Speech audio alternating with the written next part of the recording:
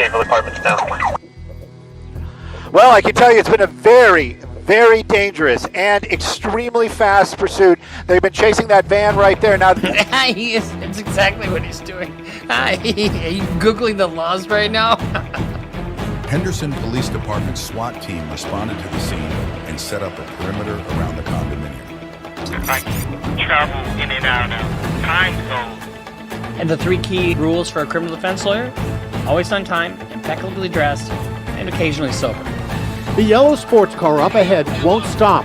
Then something happens you might expect in a Spider-Man movie. It wraps around the tire of the fleeing vehicle and stops all forward motion. Objection, asked and answered.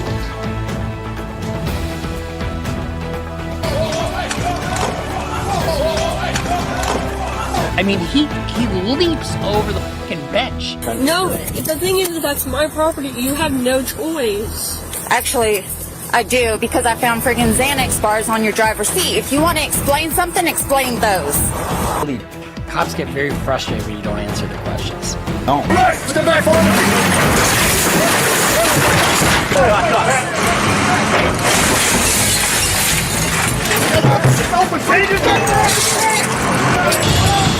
He's gonna go straight. There's a car right here. Got him. All right, I'm going to excuse everyone. Mr. Brooks is being removed from the courtroom. This is fucking hilarious. So he pulls out a joint in court.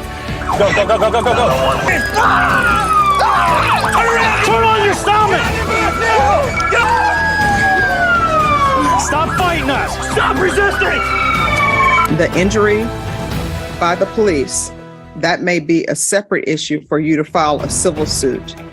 Chris, just while he's doing that, talk to me. What were you running for again? Warrant. Warrants? A felony warrant? City warrants what? Felony warrant on Kansas. Well, I'm pretty sure they ran you, and you don't have any warrants. I don't. No warrants. No.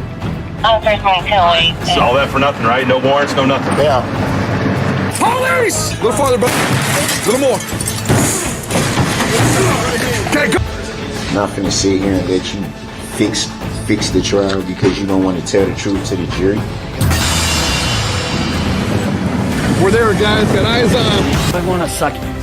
Yes, I think I would like to suck your dick. I don't think so. I prefer not to. I prefer not to, sir. See, that I love that. So do you wish to say anything? No, ma'am. All right, thank you.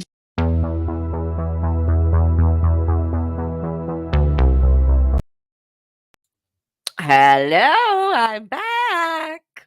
Did you miss me? Did you miss me? I missed you. Yes, I did. And you. And you. And you. Wow is all I can say. Just wow.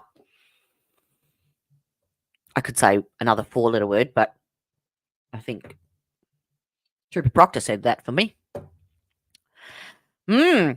So, excitement right from the get-go today.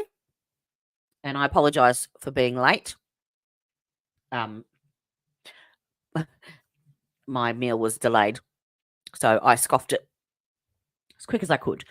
Now, I do actually need to apologise again for my thumbnail, because I used the word sir and proctor in the one sentence. And no, just no. Sorry. My apologies. Those two words should never go together, in my opinion. So we started off today with the Commonwealth's motion to dismiss the defence's expert witness on dog biting. Or they wanted to dismiss a couple of them. And they also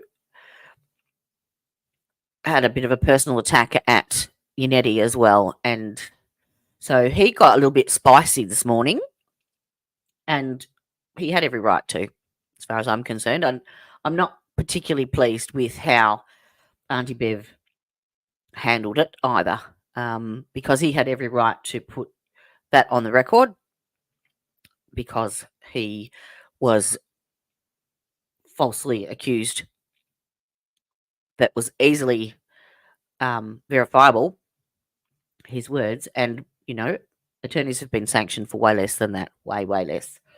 So, we go from spicy to the gutter in a very short period of time, unfortunately. But in my opinion, today was game over. There is no possible way that this jury could find this defendant guilty. No way. Job done. And that doesn't even include the spiciness or the proctorness. It's basically come down to Officer Barros' testimony, which we will get to in the middle. So, without further ado, let's jump right in, shall we?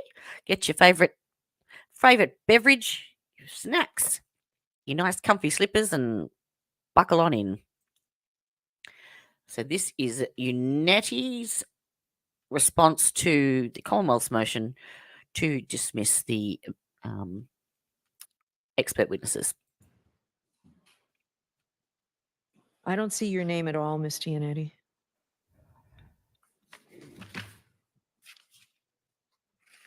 I'm on page 3. I'm sorry, it's not page 3, it's page 4. My apologies. My name is right there on page 4. It says exactly An what I anti-bev just size. said to the court. It's about the 5th line down. Starts during a final pretrial hearing on February 15th, exactly as I said. Okay. All right? We pulled the tape from that February 15th hearing. Here is what was actually said. This court asked me the following, quote, while we're talking about DNA, Mr. Giannetti, do we need to be concerned about canine DNA? Where do we stand with that? I replied, no, I think this is the only outstanding DNA issue.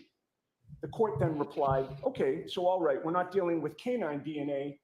And I said, no. There is nothing in there, contrary to what the Commonwealth has represented to this court in a public filing, that I said there was no canine involvement. There is nothing in there, contrary to what the canine represented to this court and to the public, that the defense was not pursuing such a claim. Can you imagine the nerve of the Commonwealth to spin that into This is the hyperbole. You hear that as well? Could you please get to the point?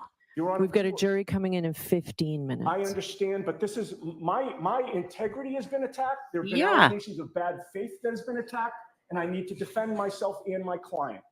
We were only discussing at that time whether canine DNA was still outstanding, and I succinctly replied, no. And they've spun that, or tried to spin that, into a claim that we're somehow waiving our right to argue that John O'Keefe's arm injuries were consistent with a dog attack. And I ask you, have they no shame? I'm sure it's not lost on this court that this false filing by the Commonwealth comes on the heels of their nefarious attempt to pass off an inverted video, Another one. false video, before this good jury hearing this case. Get over it, Bev. Never once during the direct examination of Sergeant Buchanan did they inquire or mention the fact that the video... Can we please, all right, I'm going to stop you. Please direct your comments to Rule 14 and the reciprocal discovery obligations that the defense has. That's what this motion is. I know you have a speech you want to make, Mr. Giannetti. It's not a, Your Honor, it's most respectfully, it's not a speech. It's Okay, it's a defense of being alleged to have committed bad faith. So you've moved on from that. So please just focus on Rule 14 and let's do it in 2 separate parts. So you've changed, you're not calling Frank Sheridan, No, right? we are calling Frank Sheridan. All right. So you've got a new medical, Dr. Russell. We'll do that part of it separately. Tell me about what you've provided the Commonwealth on Chris Van E. They've gotten his CV and they've gotten the substance of his opinion from us. And they've had that for a long time. And the court, I believe, has already suggested that voir dire will be done prior to his testimony. All right, so it's starting to look like we might need a whole day of voir dire, and I'm trying to avoid that. So is the Commonwealth satisfied? Why would you avoid that if that's going to solve the problem? Did you provide anything recently since the filing of the Commonwealth's motion, Mr. Giannetti? Not on Mr. Vanity, no. What does the Commonwealth have on Mr. Vanity? On Mr. Vanny, all the Commonwealth has is what's contained, the synopsis on page 2, the first full paragraph. We do not know what his opinions are. It says he'll testify regarding his opinions and conclusions about reconstruction and EDR data obtained in connection with this case. He'll testify to chronological data derived from the EDR, including key cycles and triggering events from the time period in question. I have no understanding or information about what chronological data he's going to testify to, what his ultimate opinions are, anything beyond that relatively vague synopsis. Neither does that the not defense comply because with it's all part of the federal investigation. Similarly, what's outlined in the rest of the motion, that's all the expert evidence the Commonwealth has received from the defense is contained within the Commonwealth's motion. Okay. So the defense needs to provide, I'd suggest you listen, the defense needs to provide what so condescending. chronological data Mr. Vanny relied upon and exactly what his opinion is.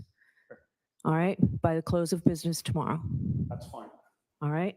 Now, regarding the 3 experts from ARCCA. So I've read that report. I can't tell who does what or what the basis of their opinion is. So what have you provided? Your Honor, we've provided everything that we know. We've mentioned to this court at sidebar, these experts did not arise from us.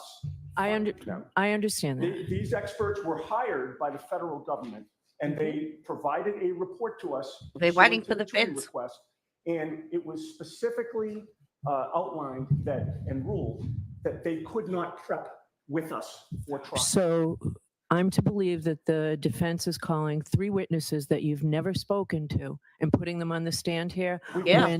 That's essentially it. We've spoken to them only for the purposes of coordination of their testimony and their background. That's it. Yeah.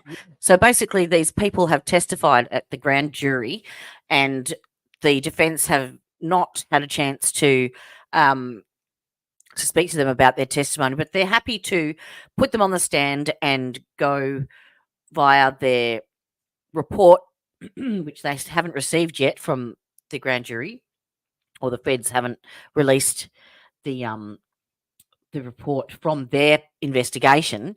But the defense is saying we're happy to still go on their report sight unseen, basically. So we have no issues with whatever it is they're going to say, because, you know, we have nothing to hide. We've got the truth on our side. So, yes, we're more than happy to present their testimony and their report without having to do this. But obviously the Commonwealth wants to voir dire them so that they understand exactly what they're going to testify to. But in my opinion, that says that the defense has nothing to hide, and they're more than happy to just present them as is. We have not been able to interview them regarding their findings, which are outlined in detail in the reports that both sides have. See, I don't see that as being, the report, I don't see that as being detailed. It leaves a lot of questions as the gatekeeper as to what they can testify to. Well, and you have not can only give complied what with he's your got. Rule 14 obligations. We can't, Your Honor. We can't. So you can't, but you haven't. So I am left with you haven't complied. So we need to get everybody here for voir dire. They can testify in a voir dire, right? Yes. We need to do that well in advance of their testimony. Okay, that's fine, Your Honor. All right. Yep. And now tell me about this ER doc. Is she an ER doc? I haven't seen her. She's not a pathologist, Well, correct? she's a pathologist, but she has a lot of experience in an ER, which is why she has the experience of having seen dog scratches and dog bites and dog attacks. All right. So this is not somebody that was involved in the federal investigation, correct? Correct. All right. So you need to provide immediately. I want a voir dire of her this week. So we can get her here Wednesday, and we want the other folks up here from Pennsylvania this week as well. Okay, well, we'll make those calls. So we need to pick a day. How long do you expect the voir dire of each of these witnesses? If in fact the defense has not spoken to these witnesses from Pennsylvania about the nature of their opinion, you must want it too, to be able to question them. How long do you expect the voir dire of each of these witnesses to take? I went and told the jury last week, excuse me. last week that we were going to get them this case by the end of the month based on your representations, which included voir dires. It looks like at least a day of voir dire hearings here. Too bad, Bev. Suck it up. Yes. Oh, she's so infuriating. It's like the Commonwealth have had, what, 22 days? And you can't extend the courtesy of a day of voir dire for expert witnesses when the defence is saying they are only going to take 4 days for their entire case. Yeah. At least with regard to the, of course, at least with regard to the ARCO witnesses, that's my co-counsel's bailiwick. He anticipates that unless there are, a substantial number of objections during the voir dire, he anticipates which of course there will be now. Accomplish that between 45 minutes to an hour with each of those three. With regard to Dr. Russell, we anticipate a half hour. Oh, I'm sorry, there's only 2 from ARCO, that's right. You're only calling 2? Which 2? Are you calling the 2 that are certified as accident reconstructionists? Doctors Rentschler and Wolf. Yes. All right. So they actually do cut out their mic there. So we go to 3232 and we have Mr. Bukaki back on the stand. Myself were in the video, and there was an individual slipping in the front of the vehicle. And you then on Thursday, you corrected that to make sure that we were clear about it. The person slipping was actually the tow driver, not you, correct? That's what it appeared, so yes. Okay. I'd like to take a quick look at that with the court's permission at 4:46. May I publish that? Yes. This is 4:46. It's the same video that you were shown by Mr. Lally. We're at runtime about 5:37 and 05 p.m. I'm sorry, I said runtime. I meant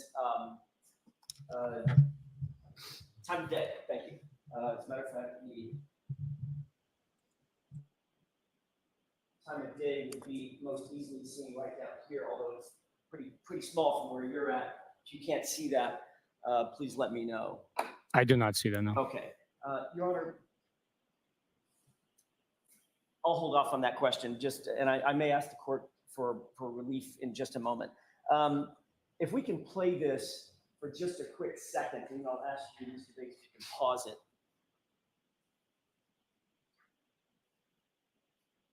Go ahead and pause there. Okay.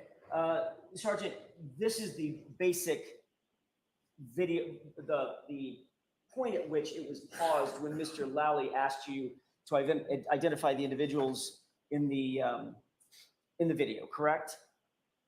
I believe it was a different time, but I'm not sure. Do you remember using your green laser pointer, pointing at the person in the back and identifying that person as Trooper Proctor, and then pointing at the person in the front screen right, mistakenly as you? You remember that? I remember indicating where the individuals would be, yes. Okay. And so do you have the green laser pointer with you? I do. Could you point at the location where you see Trooper Proctor? I do not know specifically right now if that is Trooper Proctor behind the vehicle, but when Mr. Lally asked me to indicate where we would be, it was in this location here.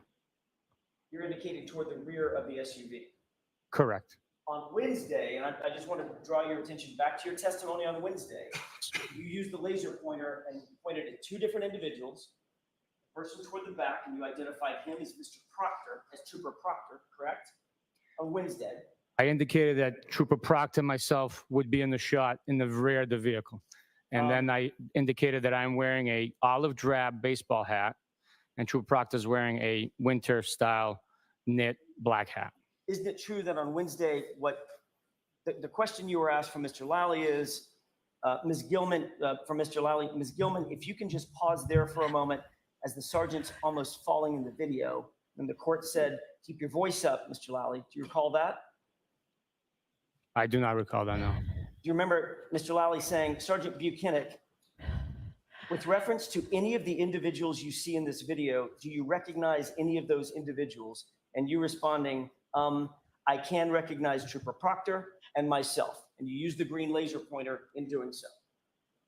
Yes, I did. And that was on this area, may not be to the frame, but this is where the video was paused when you made that identification, correct? It was approximately at this time. Okay, so you were then asked after you Just identified notice at how that time you did evasive he identify is. Proctor, and again, mistakenly. Just notice how evasive and forgetful he is when Jackson's questioning him, and how he's miraculously he has all this recollection and full clarity when Lally is questioning him. Yourself, correct? I directed the laser to the area where we would be. Okay, and Trooper Proctor is the one toward the back of the truck. And now he's saying that it's Again, not if you- Proctor. I cannot tell you which individual. There are multiple individuals there. I do not know at this point in time where it's frozen. If The that's sky is exactly Trooper blue. Proctor. No. I know we were present at that It's location, aqua. and I know what he was wearing for a headdress and what I was wearing. All right, so you have to move along from this point. Then why did you, one more question, Your Honor, then why on Wednesday did you indicate very clearly that the person toward the back of the SUV was Trooper Proctor? If you don't know, why did you say that on Wednesday? During the frozen frame, I could tell there were two individuals back there, and I was at one point in time in that location with Trooper Proctor. That appeared to be Trooper Proctor in the back of the car. From where the video is frozen right now, I cannot tell. So you're that's changing your testimony. That's the point where you pointed it out. Objection. Are you changing your testimony? I am not changing my testimony, no. Okay, next question, Mr. Jackson. You then asked whether the Yeah, video you're was pissing true and me off. accurate as in terms of its So is my depiction hair. of what was Unruly. What you saw, what you observed in Sallyport that night, correct? I indicated the video is true and accurate to the location. And you were then asked whether or not, in looking at that video, watching it, either you or Trooper Proctor approached, manipulated, touched that right rear taillight at any time, and your answer was never, correct? That's correct. And while you testified, this is the video that was displayed for the jurors, correct? And it was this orientation, the front of the truck facing right, the rear of the truck facing left, correct? That's correct. And for all appearances, it would appear that the right rear taillight of the SUV is the one facing the jurors, if you will, facing the viewer, right? From appearances. You didn't know anything different. Can you rephrase that question, please? Sure. Just from the appearance of the video, as it is now, the appearance of the video looks like the right rear taillight is the taillight that's facing the jurors, facing the viewer, toward the rear of the truck, correct? As it is frozen, correct. And on Wednesday, I want to move through this relatively briefly, Sergeant. On Wednesday, you did not mention that this video was inverted, did you? It was not brought out, no. Not brought out by, I mean, that's a passive way of saying it. I'm asking you directly, did you mention that this was an inverted video? Not on Wednesday, no.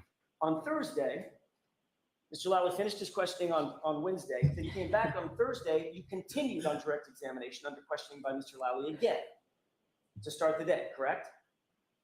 That is correct. And during that testimony on Thursday morning, you also, under direct examination, did not mention that this video was inverted, did you? Did not know. And then it was my turn to ask you questions. You recall that? I do.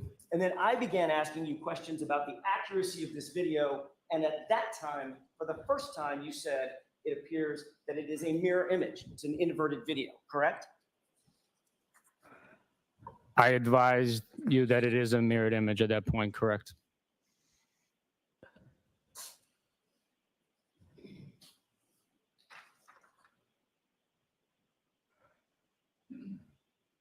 Would you agree with me now, as you sit here, that this video, as we're looking at it, is not a true and accurate depiction of what you viewed in that Sallyport that night? I would not agree with you, no. Do you believe that what the jurors are seeing right here is a true and accurate surveillance footage of the Sallyport that night?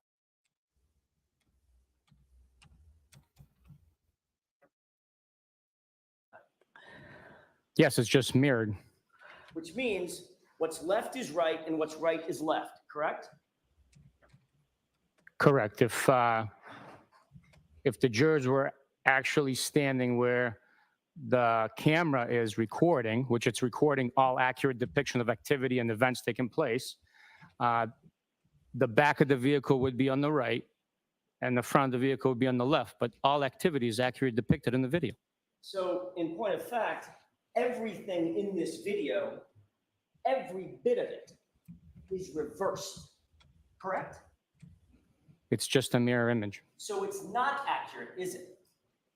It's an accurate depiction of what is taking place. Sergeant Buchnick, if I were to ask you, let me give you a hypothetical. Let's say you were investigating a circumstance in which a suspect was being identified by 5 witnesses based on a tattoo on that person's left arm. And then you go show that witness, or those series of witnesses, an inverted version of a photograph of that person with the tattoo appearing on his right arm. And those witnesses all say, no, that's not the guy. I remember the guy. The guy had the tat on the left arm. Would you think that that's an accurate depiction of the person with the tattoo? Objection. Sustained. Do you agree with me? Come that on, an Bev. inverted video is not accurate. It's inverted by definition, right? It's an accurate depiction of the events taking place. Oh, yeah. So full of shit. You reviewed this video in its entirety, you testified, correct? Yes. About how long would you say this video is in its runtime, from start to finish? I did not take note of the length of the video. Of course you didn't. I'm going to ask you, Mr. Davis, if Mhm. you could, with the court's permission, can you just pull the cursor back to the beginning of the time of day and pause it there? Can you see, and this is not an eye exam, can you see the timestamp on the Of course he can't. Come on. No, I cannot. Your Honor, with the court's permission, I could do this. I'd like to see it sidebar.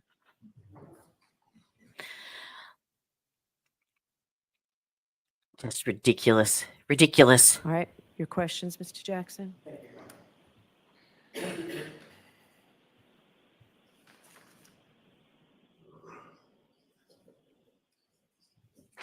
Thank you for that, Your Honor. Sergeant Buchanan, given the fact that the beginning time, the time of day, is 5:30 and 23 seconds in the evening, and the end time of this video stops at 5:48 and 15 seconds, would you agree with me, without doing the math down to the seconds, that's about 17 minutes and 50 seconds or so? In real time, yes. In real time. The actual time of this video, the run time of this video, however, is only 5 minutes and 51 seconds, less than 6 minutes. You'd agree with that? That is what's captured. So that means that about 2/3 of the video is missing, correct? It's not missing, just not recorded. It's not there. It was never there. Potato, I'm saying it was ever potato. there. I'm saying I don't know if it was ever there or not. Neither do you. I'm saying it's not there, correct? It was never recorded. Well, you don't know what has been or how and No. hasn't recorded, do you? Objection. I'll let him answer that. There you go.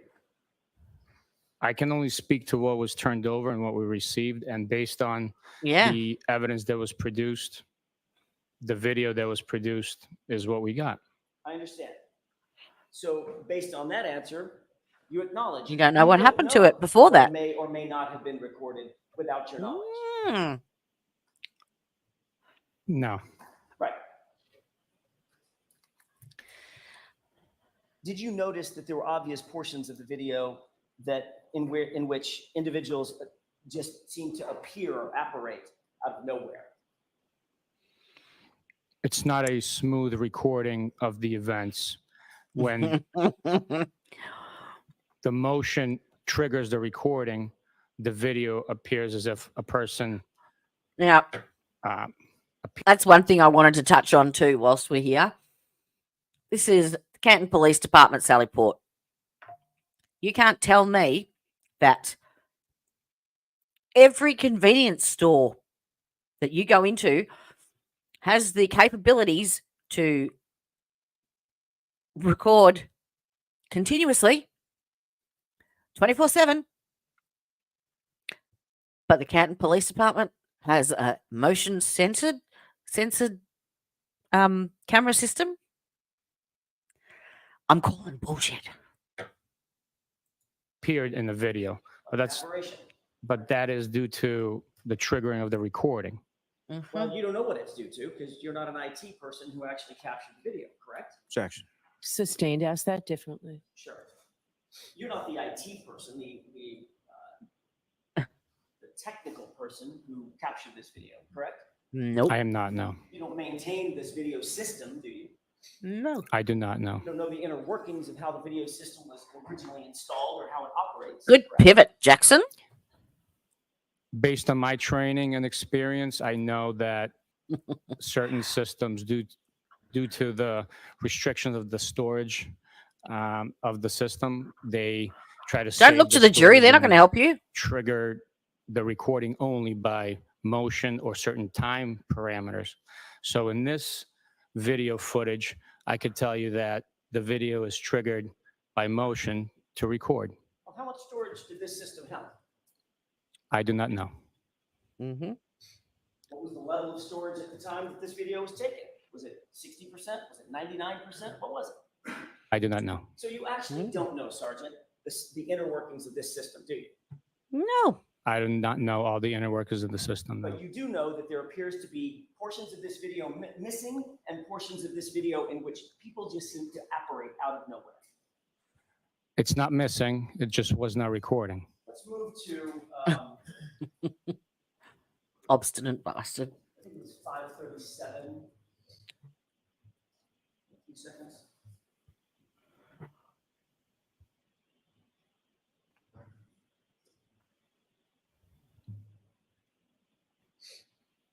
Okay, if we could, with the court's permission, can we play about less than a minute? Yes.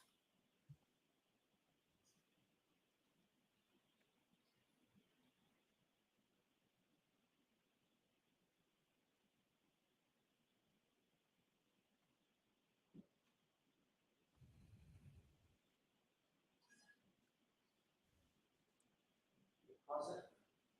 Did you see where the person that was toward the back of the vehicle went in this video? Mm-hmm. It appeared they went behind the vehicle. Right Which area? there. The right or the left? And see In the real top of life, their hat. Not on this video. In real life, it would be the right rear portion of the vehicle. Toward the taillight area. That quarter panel, correct? Let's go ahead and play it.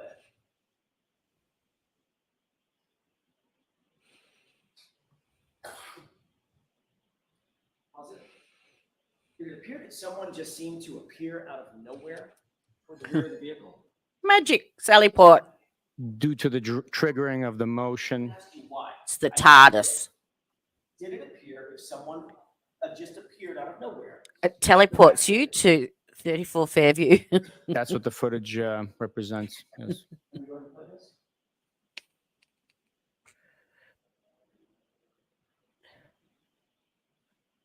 Pause it. Did you see that the person walking away from the vehicle that you earlier on Wednesday identified as Trooper Proctor appeared to have a notebook, black portfolio in his hand? Yes, I did.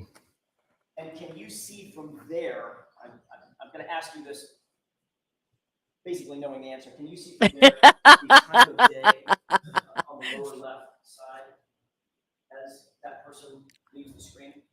No, I cannot. Would you Of course not. disagree if I indicated to you that was 5:38 and 7? He won't answer that. I would have to see it for myself. I cannot agree with you based on your statement.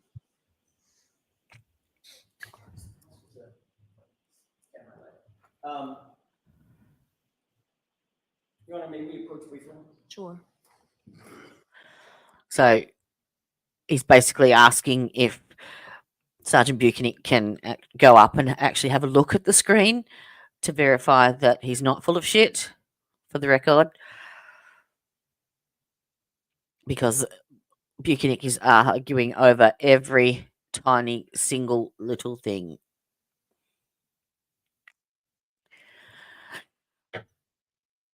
And Bev is huffing and puffing in the background there. You are unmuted. All right. So, Sergeant, we're going to ask you to go take a look at that, okay? Thank you, Your Honor.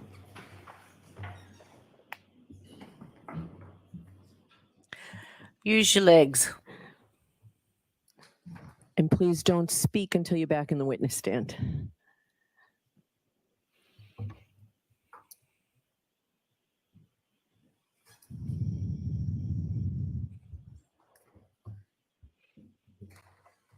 Thank you. All right, Mr. Jackson? Thank you. Sergeant, did you have an opportunity to look at the time of day at the point that the video is paused right now? Yes, I did. What is that time of day? 5:38:07. 5:38 Oh, and 7 seconds. fancy that. Correct? That's correct. And remind me about how far of a drive in time is this location at Canton PD from 34th Fairview? With no traffic, no adverse weather and road conditions, several minutes, four minutes, maybe 5 minutes, depending which route you take.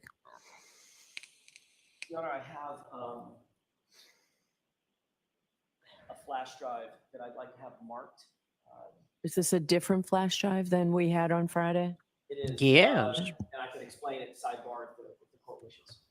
All right. Are you just marking it or you intend to show it? I intend to show it with the court's permission. All right. So we'll mark it for identification and then I do need to see you. Yes. Thank you. Yes. Okay, let's get out of sidebar and start again. Go ahead and thank you, Sergeant. We can go ahead and play this for just a few seconds.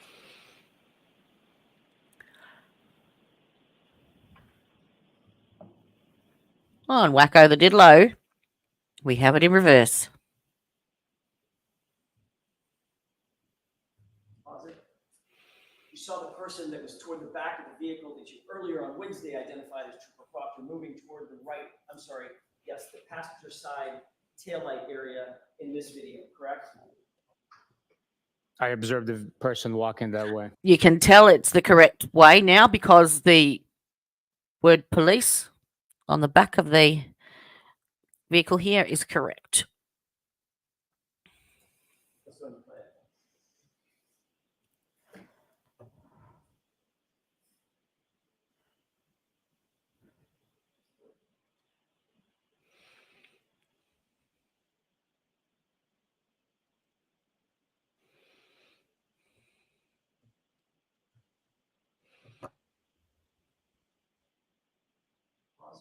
And you see the person toward the taillight area moving out of frame just now, correct? I did, yes. And that person had the that black portfolio in his hand. That's correct. I'd like to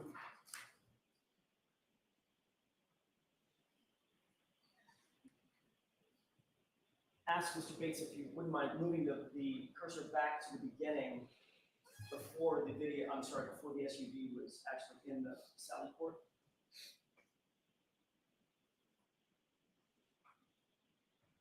Pause that.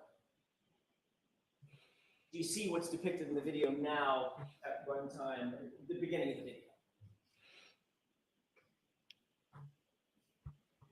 I see the still frame. I'm observing the still frame. Okay, fair enough, fair enough. Can you see from where you are, sir, can you see the chyron at the bottom of the video in blue, indicating the date stamp and time stamp? Can you see that from where you are? I see the You gotta be blue color. joking, I don't Jackson. know what exactly it is. Are your eyes good enough to see that is completely inverted? They are not. They're not inverted? They are not good Eyes enough. aren't good enough. That was a good answer to a bad question on my part. With the court's permission, would it be possible for the sergeant to approach the screen and take a look at that timestamp? Can you do that? So Jackson's talking about this blue writing down here, which contains the date and timestamp, supposed date and timestamp of the video, which should not be inverted. It has actually been put on there afterwards. It's not embedded into the video, is the point. Yes, Your Honor.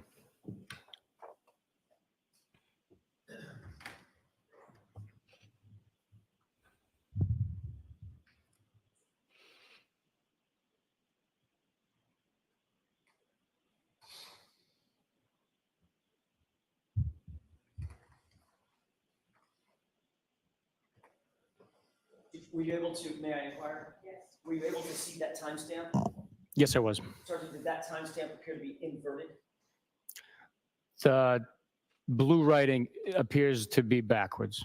So in this version of the video, which has been inverted from the version shown by the Commonwealth, the timestamp also was inverted, correct?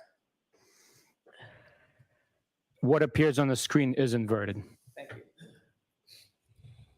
I'd like to zoom in on, just with the court's permission, on a portion of the middle of the video. Okay.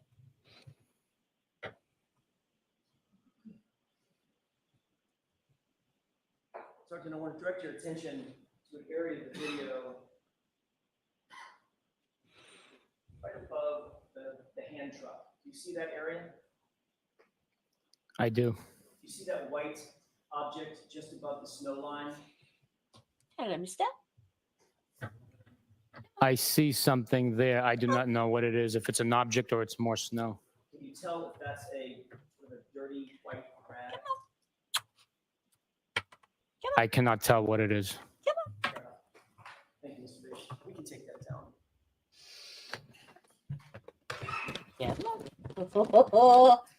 We've seen a corrected version of that Sallyport video in that camera. There's also another camera on the opposite side of the Sallyport.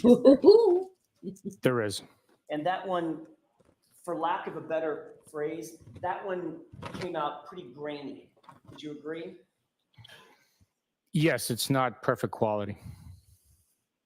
The other view would show, given the fact that it's on the opposite side of the wall of this video, that actually would show the right rear portion of the SUV as it was parked in that Sallyport, would it not? Yes, it would. Let's take a look with the court's permission. This has already been marked as 446. I believe it was introduced last week. Okay. Could you display that? Yes. Thanks. I know it's very hard to see, Sergeant, but could you tell me, as the video is paused right here at the beginning, timestamp, can you see the outline of the antique police car? I can make that out, yes.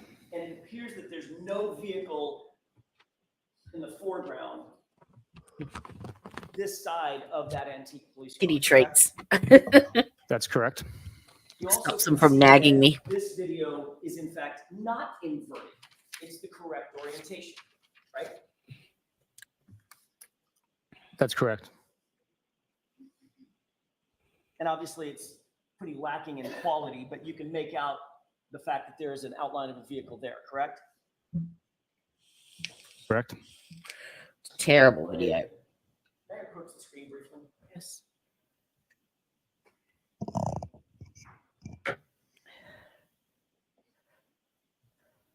If we could, with the court's permission, begin playing at this time, this is about 5:07 and 10 seconds.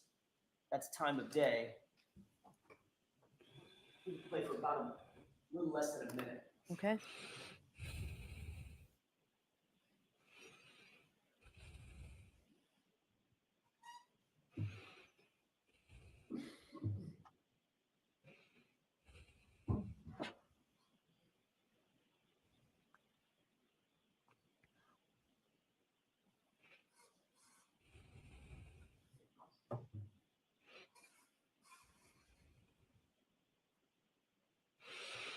Sergeant, did you see what was depicted on the video? That just ran from 5:07 and a few seconds until it was just paused. I did watch the video. And how much time would you estimate elapsed as we just watched that video in real time? 15 seconds, maybe. Okay. And do you see something?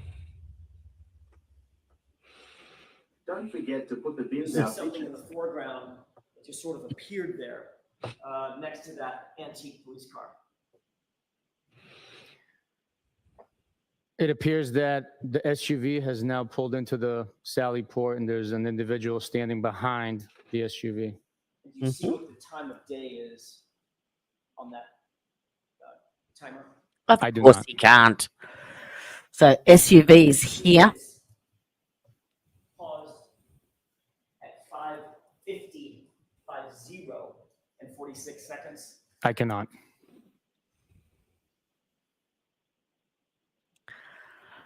This is the last time I would ask that unfortunately, I cannot zoom on this, Your Honor. With the court's permission, would the sergeant make one more trip to the screen to give us the exact time Yep. this is paused? That's the person at the rear Thank you, Your Honor. of the vehicle, and the timestamp is down below.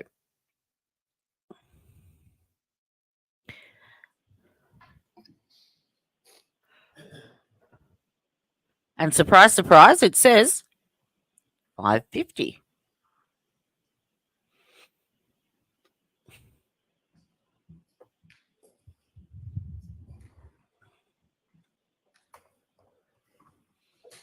What was the time? What is the timestamp where the video is paused? 5:50:46. 5:50 and 46 p.m. Correct. That's correct. So it appears that this video in about 15 seconds jumps 42 minutes to the 5:50 mark. Correct.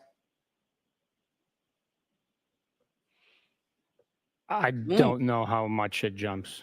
Well, from Riddle me 5:08 that. approximately to 5:50 approximately. How much time is that? Approximately 48. 42 minutes, right? Excuse me, 42. Yes. That's okay. And this reads vehicle, which shows the right rear taillight portion just appears, correct? At 5:50. There's a vehicle that appears. There appears to be an individual standing behind the vehicle. It's not just a taillight that appears. But Sergeant, the exact time that would show what Trooper Proctor was doing at the right rear taillight, that is missing. Objection. Sustained. The exact time that would show what the person who you identified on Wednesday as being Trooper Proctor, that video is not there, correct? Objection. Sustained. Fuck's sake, Biv.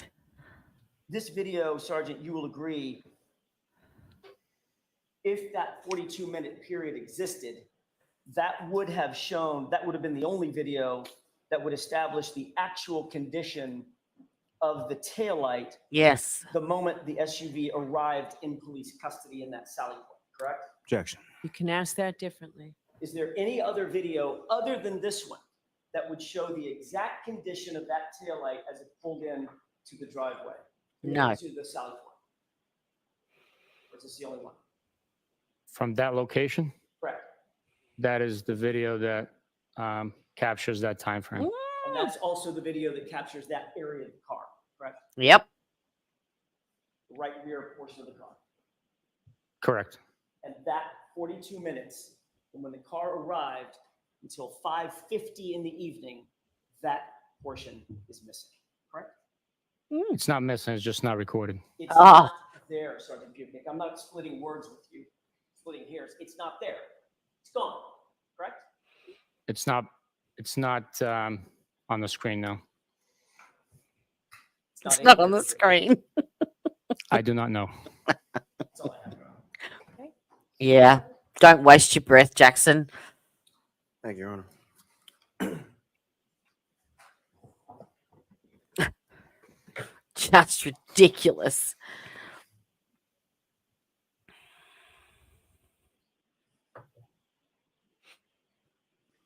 Here's the thing, asshole.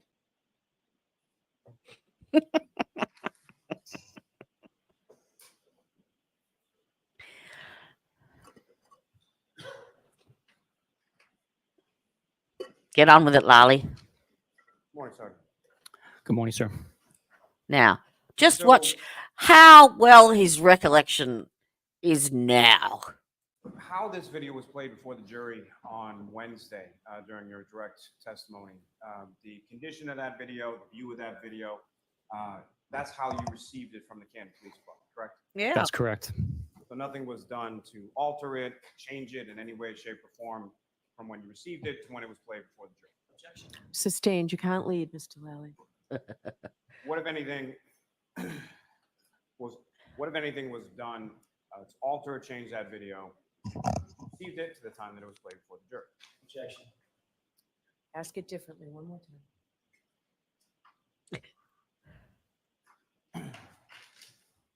As far as the condition when you received it and the condition when it was played for the jury, what was different? There was no manipulation, alteration of the video between I'll allow the answer. when we received it from Canton Police Department, when I played it, and when it was played for you. Now, as far as the cameras are motion activated, correct? That's correct. And as far as the skipping that you observed at various points of the video, was that something that occurred once or more than once? More than once, repeatedly. And was it one specific portion of the video? And by that, I mean, was it only at the beginning or only in the middle or only at the end, or was it sort of throughout? It's consistently happening when there's lack of motion. The video does No. not record because it's No. not triggered to record. No. There was motion the whole time, and the points are irregular. The video, at least as far as you've seen, the one that you were shown on Wednesday and the one that you were shown today, or the portions that you were shown today, what, if any, difference did you note between the content of what's contained in the video? The content of the video is accurate depiction of just what's taken place. More of the The same. only Yes. difference that I noticed today is that. Let's get back onto. Thank you, Your Honor. Yeah. Your next Right, witness, so- Mr. Lally? One. Yes, Your Honor. The Commonwealth call Officer Nicholas Barros to the. Sergeant Nicholas Barros of the Dighton Whenever you're ready, PD. Mr. Lally. Thank you, Your Honor. Good morning, sir. Morning. Could you please state your name and spell your last Now, name? we don't actually need to listen to all of his testimony because most of it's his experience and what have you. So we will skip to the important bit. So this is the sergeant that attended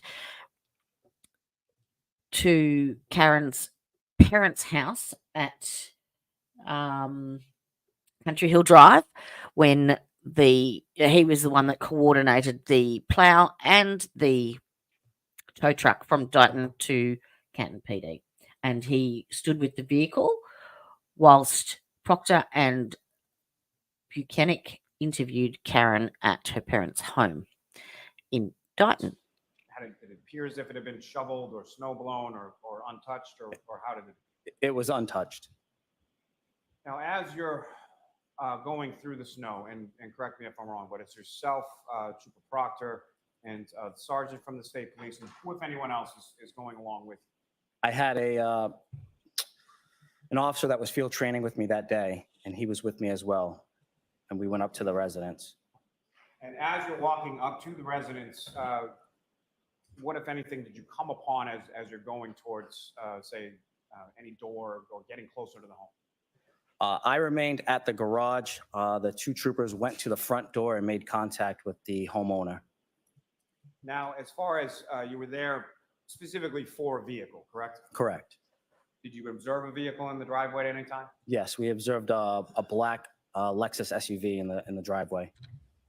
And what, if any, observations did you make to the rear area of that vehicle specifically? At first, I did not go up to the vehicle. I just remained at the driveway and waited for the troopers to come back. And once they came back, they were let into the house through the garage. I had walked in with them briefly and then went back out to the garage and remained with the vehicle. And as far as at any point in time, did you have any conversation with anyone named Karen Reed that day while you were at the house? I did not. Now, with respect to you come back out to the garage, is that correct? Correct. And the troopers are inside the house, is that also correct? Correct. Now, at some point, do other vehicles come down to the driveway area of this residence that you were at?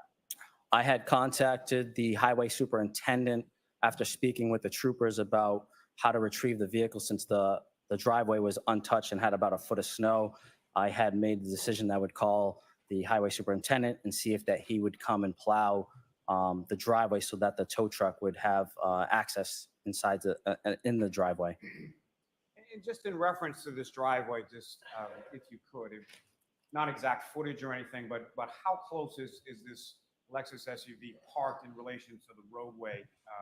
How long is that driveway? It's got to be about 150 feet off the roadway, if not more.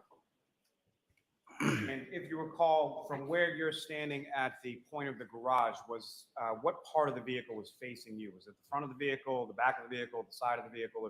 I was looking at the left side of the vehicle. And at some point, did you make any observations of the right rear part of that Lexus SUV? I did. And what, if anything, did you observe about that area of the vehicle? I saw that there was some damage to the right rear taillight. To my best ability and recollection, that taillight was not completely damaged. It was cracked and a piece was missing. Sorry, what? Not completely damaged. Sorry, what? And then beyond the taillight area Sorry. of that vehicle, what, if anything? Sorry, what? What'd you say? Hang on, let's go back. Just in case we misheard.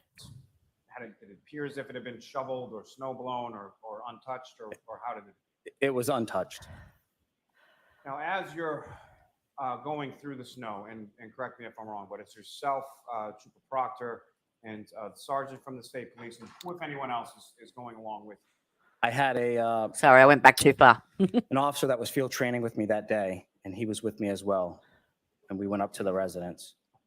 And as you're walking up to the residence, what, if anything, did you come upon as you're going towards, say, any door or getting closer to the home? I remained at the garage. The two troopers went to the front door and made contact with the homeowner. Now, as far as you were there specifically for a vehicle, correct? Correct. Did you observe a vehicle in the driveway at any time? Yes, we observed a black Lexus SUV in the driveway. And with a cracked what, if tail any, light. observations did you make to the rear area of that vehicle specifically? At first, I did not go up to the vehicle. I just remained at the driveway and waited for the troopers to come back. And once they came back, they were let into the house through the garage. I had walked in with them briefly and then went back out to the garage and remained with the vehicle.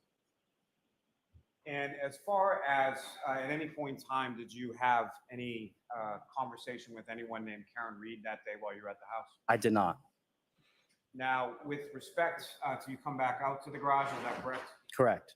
And the troopers are inside the house, is that also correct? Correct. Now, at some point, do other vehicles come down to the driveway area of this residence that you were at? I had contacted the highway superintendent after speaking with the troopers about how to retrieve the vehicle since the driveway was untouched and had about a foot of snow. I had made the decision that I would call the highway superintendent and see if that he would come and plow the driveway so that the tow truck would have access inside in the driveway. And just in reference to this driveway, just if you could, not exact footage or anything, but how close is this Lexus SUV parked in relation to the roadway? How long is that driveway? It's got to be about 150 feet off the roadway, if not more. And if you recall, from where you're standing at the point of the garage, was what part of the vehicle was facing you? Was it the front of the vehicle, the back of the vehicle, the side of the vehicle? I was looking at the left side of the vehicle. And at some point, did you make any observations of the right rear part of that Lexus SUV? I did. And what, if anything, did you observe about that area? Wait for it. I saw that there was some damage to the right rear taillight. To my best ability and recollection, that taillight was not completely damaged. It was cracked and a piece was missing, but not completely damaged. I didn't see that. And then beyond the A taillight piece area of was that vehicle, missing. what, if anything else, did you observe as far as damage? A piece was missing. That's all. One piece. Not completely damaged. Boom. Not 45 pieces. Done.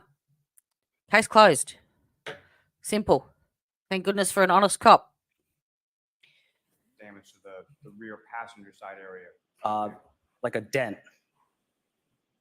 on the rear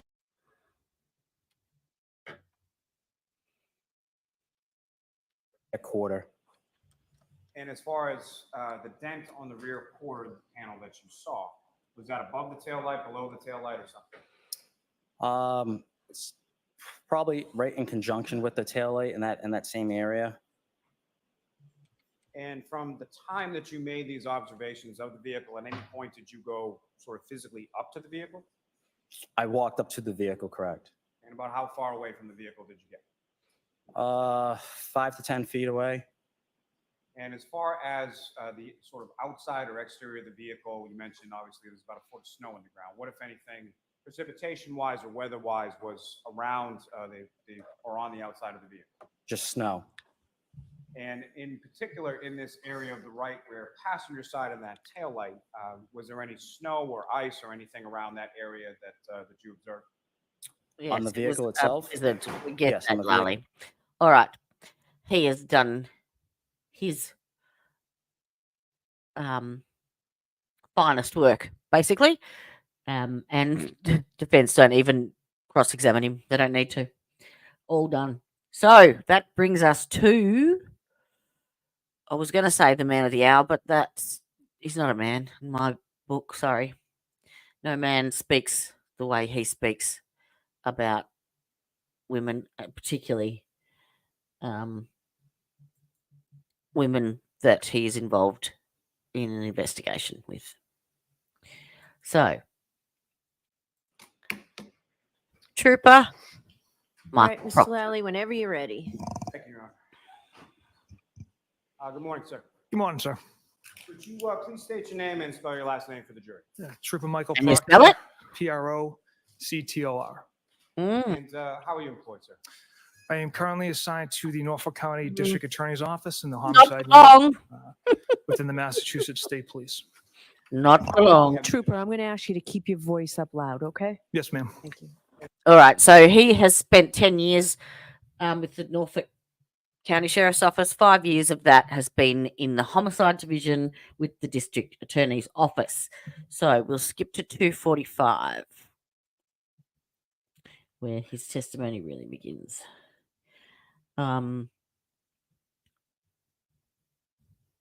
Right. Those interviews, as far as individually done, was that primarily what you did with each of the people that you interviewed over the course of the investigation?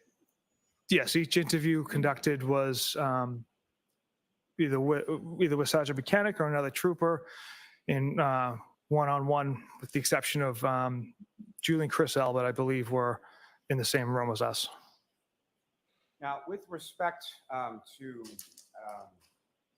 I believe you just answered it, but as far as each of the interviews that you conducted over the course of your investigation, was it at any point in time, was there an interview that you conducted just by yourself? There was just one. And who was that one that you conducted by yourself? That took place just at the grand jury across the street. It was the Currans. I had some difficulty locating them, so when they appeared for grand jury, I interviewed them one-on-one by myself prior to their testimony at grand jury. You had attempted to meet with them prior to them coming to the grand jury, is that correct? Yes. And they had not been responsive to that? Correct. However, they were responsive to the summons, and so you interviewed them before they went into the grand jury, correct? Yes. Okay. Other than those, Right. as far as Mr. and Mrs. Curran, every interview that you conducted was in the presence of at least one other trooper? Correct. Now, as far as you mentioned one name that we hadn't discussed before at the McCabe household, a Brian Allen. Hello. Prior to January 29th, 2022, had you ever met or were you What is aware that? or did you know Brian Allen? And I've met Brian Albert until that interview. Now, following the interviews that you conducted at the McCabe household, where did you go from there? After the interviews at the McCabe household, Sergeant Buchanan and I traveled to Good Samaritan Hospital for two reasons. One, we knew Miss Reed was there receiving treatment for just off Section camera. 12. And two, we wanted to view Mr. O'Keefe. And when you arrived at the Good Samaritan Hospital, was the defendant, Miss Reed, still at that facility at that time? We'd spoke with the security staff at Good Samaritan Hospital. They informed us that Miss Reed was released. I'll allow it just as to where you went. that Miss Reed was released several hours prior to our arrival. And do you know about what time it was that you arrived, yourself and Sergeant Mechanic, at the Good Samaritan?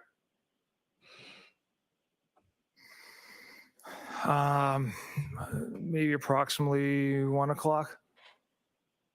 And you mentioned there was a second reason, and that was Cheeky kitty. Correct? That's correct. And did you have occasion, or did you have a chance to view Mr. O'Keefe's body at the Good Samaritan? We did. And where was that within the hospital? I was in the emergency room.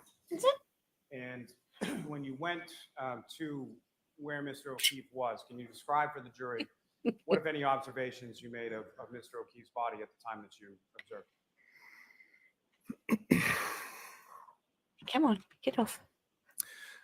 The first thing I noticed on Mr. O'Keefe is he had abrasions on his right arm. On the top of his right arm, there's approximately 6 to 8, ranging from his forearm to his lower bicep. There was no injuries underneath that forearm. Both eyes were swollen and black and blue. He had a cut on, I believe it was his right nostril. Another smaller cut, I believe it was on his left eye.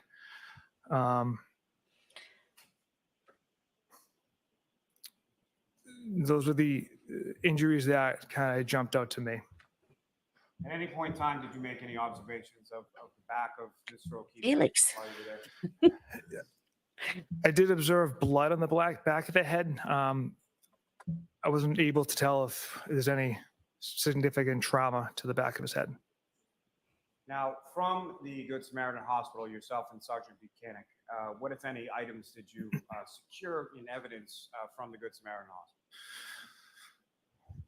So after we viewed Mr. O'Keefe's body, we observed a pile of clothes in the corner. So they basically that just hospital go staff- through the clothes that they collected and identify whether or not they were the ones that he was wearing from the Waterfall Hotel.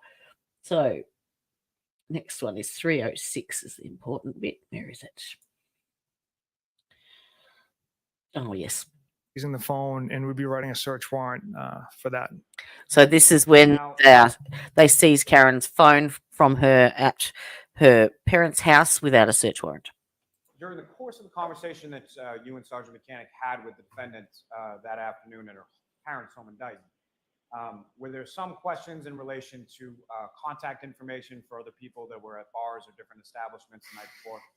Yes, we asked Miss Reed specifically for some of the friends that Mr. O'Keefe was with at CF McCarthy's. One person in particular was Michael Camerano. So we observed Miss Reed enter the passcode on her phone, retrieve Mr. Camerano's phone number for us, provided to us, and that just further confirmed that was her cell phone. Now, through your training experience, when a cell phone is seized from a person, what, if anything, is it that you do with regard to that cell phone to preserve the information on? Well, the first thing we do is we put it in airplane mode, and then we give it to a cell phone expert in our office, Trooper Nicholas Garino, and he essentially tries to access the data in that phone once a search warrant is obtained. Now, as far as putting that cell phone in what you described as airplane mode, what is the purpose of that? It's to avoid if someone wants to go on a tablet or a laptop and access the information on their phone, and they can start deleting stuff off their iCloud. This prevents that. So you secure the phone, you secure the vehicle on the tow truck, and then where did you and Sergeant Mechanic go from there? We followed the tow truck from the address in Dighton to the Canton Police Department. We're secured in the Sallyport Bay. And if you know approximately what time was it that you arrived at the Canton Police Department and secured the defendant's vehicle in the Sallyport Bay? Yep, so we left Dighton around 4:16 p.m. and arrived in Canton at the police department at approximately 5:31 p.m. And with reference to I have some frisky felines this evening. Hello, baby. I wasn't part of that decision, but it's my understanding that it was a heated facility. The other options were, I believe, the barracks at in Milton, but that's not large enough to house a vehicle that size, and it's not heated. And in regard to the heated, what was the sort of purpose or utility of storing it in a heated setting? Miss Reed's vehicle was covered with snow and ice at the time. It was transported from Dighton to Canton. And with regard to the Sallyport garage area of the Canton Police Department, at some point were you inside that area? Yes. And what, if any, observations did you make as far as the temperature or the heating within that facility? I don't remember the exact, I couldn't put like a ballpark on temperature, but it was certainly warmer than outside. Now, as far as the vehicle was concerned, either on scene, either in Dighton or at the Sallyport garage, or at any point in time that you were in the presence of that vehicle, what, if any, contact did you have? What, if anything, did you do or observe Sergeant Mechanic to do with regard to that damaged area you described on the right rear passenger side? Yeah. Sergeant Mechanic and I never touched any part of that vehicle. I think I need to create a kitty cam. Moving it from sort of the tow truck into the Sallyport area, how was that accomplished? The tow truck driver removed it from the tow truck and pulled it into the Sallyport Bay. Now, as far as prior to leaving that Sallyport area of the garage where the vehicle was, what, if anything, did you and Sergeant Mechanic do with reference to securing that vehicle or coordinating it off in any way, shape? Oh, they secured it real good. Set up a perimeter as best we could using caution tape. Just kind of sectioned it off with caution tape. Now, at some point... All right, let's get to the 326. This is the... Yes. Easier that way. This is where they admit the actual tailgate assembly into evidence, which is in the box with all the red tape on it. And Trooper Proctor puts on his special gloves and yes, gets his knife out. I recognize that to be the housing unit. Mm-hmm. And as far as you're recognizing of the housing unit, is there any sort of denotation or anything on the outside of that box indicating what's contained therein?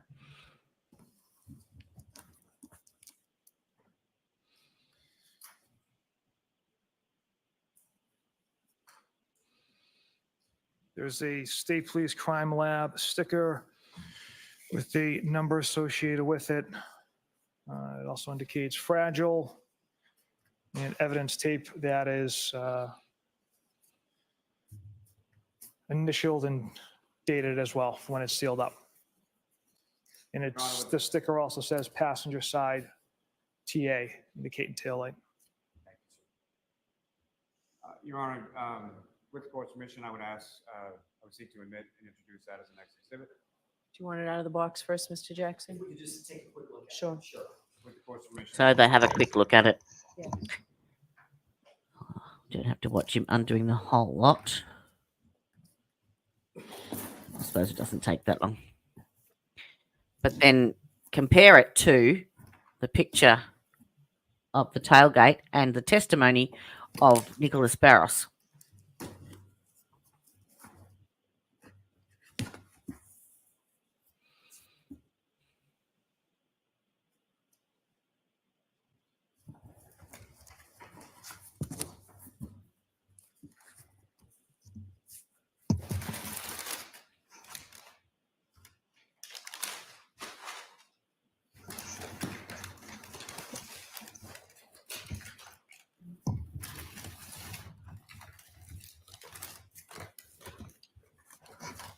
Then we look ASMR for everyone.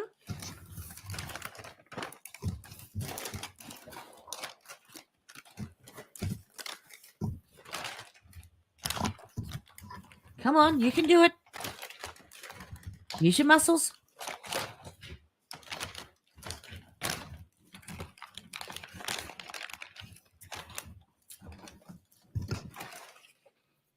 Watch me pull a rabbit out of this box. You dropped a bit.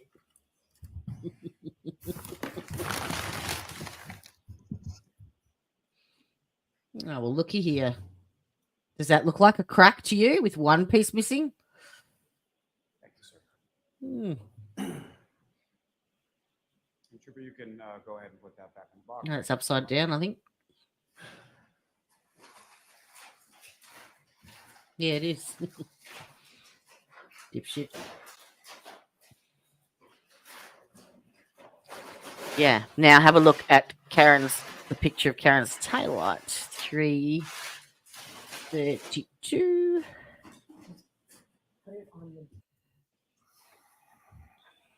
There we go. That is that exact assembly right there. Yes. Now that is supposedly a cracked tail light, as per the Trooper Nicholas Barros testimony from Dighton Police Department. It was cracked with a piece missing. One piece. Not 45, one piece. And this is now the tail light at the Sallyport. Recognize that to be. That is the right taillight of Miss Reed's Lexus SUV. And you can see large pieces of it are missing. Yeah. Yep. So he then goes on to explain the 4 times that he went back there on the 3rd, the 8th, the 11th, and the 18th of February, and how they collected the bits of taillight and shows them all again and blah, blah, blah. We've seen that a zillion times. So we go to next bit, 343. Now, this is where they show the photos of John O'Keefe's Chevy Traverse.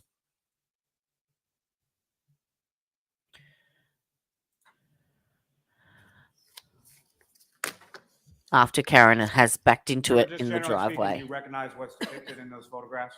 Yes. And what do you recognize them to? The first picture is the front door of Mr. O'Keefe's house, and it's also Mr. O'Keefe's Chevy Traverse. And Proctor? Yes. I'll seek to introduce and admit as the next 10 exhibit. No objection. Okay.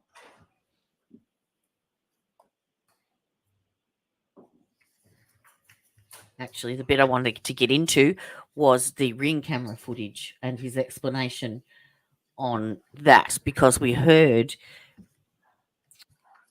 that he had applied for the activity log for John O'Keefe's ring camera footage and was told that he was unable to get that, and there was no video footage of Karen Reed. Actually, the ring camera that is motion activated as well was missing video from 11:45 p.m. to 5:07 a.m., which just happened to be just before Karen got home from 34 Fairview until when she left at 5:07 to go look for him. Another coincidence? 4:08. Let's jump ahead. All the juicy bits are coming up. Using these Excel files to get the date and time. Now, with respect to what you received pursuant to the search warrant from Ring, was there any kind of activity log? And what I mean by that, what, if any, information did you receive as far as what sort of devices or how? Now, don't forget, it's already been testified that they did apply for it and they did receive the activity log details. How many different devices were able to access that footage? Yeah, I wasn't able to obtain a activity log of who was using the device, what device was accessing the system. Bullshit. Something, if someone logged in, I was not provided with any record of who was logging in on what day or time. Now, are you familiar with the term, just as far as videos are concerned, or electronic devices, what's referred to as a digital footprint? Yes. Now, with respect to some of these, or the Ring videos in totality that you received and that you also viewed pursuant to the app on Mr. O'Keefe's phone, were there certain time periods where you would have expected to see video in which there was no? Yes. And can you describe for the jury sort of when those time periods were? So the Ring camera above Mr. O'Keefe's garage, pretty sensitive. So It does not have Miss Reed arriving back at Mr. O'Keefe's house around Funny that. 12:34 a.m. is approximately was when she should have arrived. The only video, there's a gap from approximately 11:45 p.m. on the 28th Yeah. to about 5:07 a.m. on the 29th when Miss Reed's backing out. It never has her pulling into the garage. And there's also a second video of Miss Roberts, Miss McCabe, and Miss Reed looking at the broken taillight in the morning. What, if any, follow-up or inquiry did you make of Ring in regard to those missing videos? I inquired several different times as far as if a video is deleted, is there some type of a record? That was his inquiry, but next question, I'll allow that. Now, as far as that term that you used before, as far as a digital imprint, can you explain to the jury what you understand that term to mean? Essentially, a digital footprint is if, a video is created, it's going to leave some type of a record in the archives. And what, if any, information did you receive from Ring as far as their videos system is concerned in regard to the digital footprint? Objection. Not what anybody told you, but what you received. That if a video is deleted, Objection. The objection is sustained. Move to strike. We're going to strike that. Upon your further inquiry of Ring, were you ever able to obtain any video from those specific sections where you anticipated video would be? no.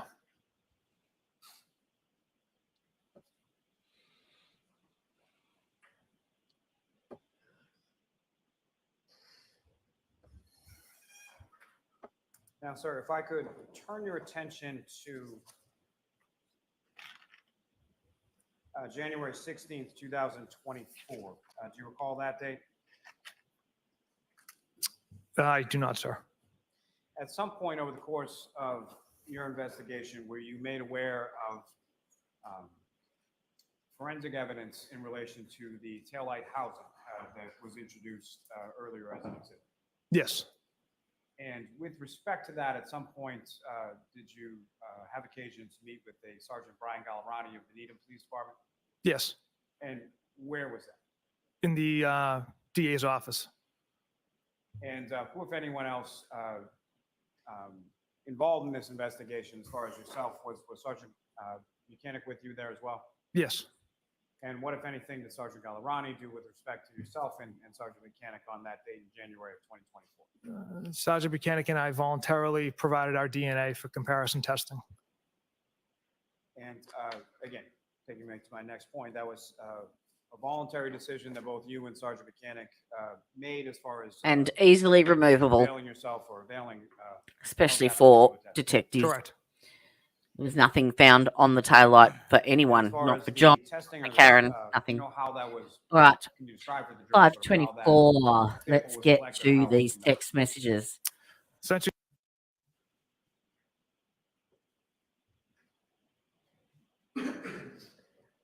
Shame, Proctor, shame.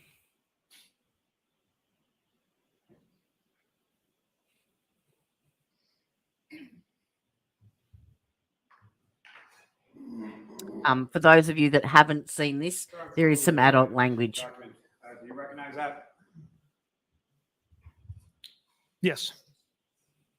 And what do you recognize it to Inappropriate be? adult language. but It's a text message thread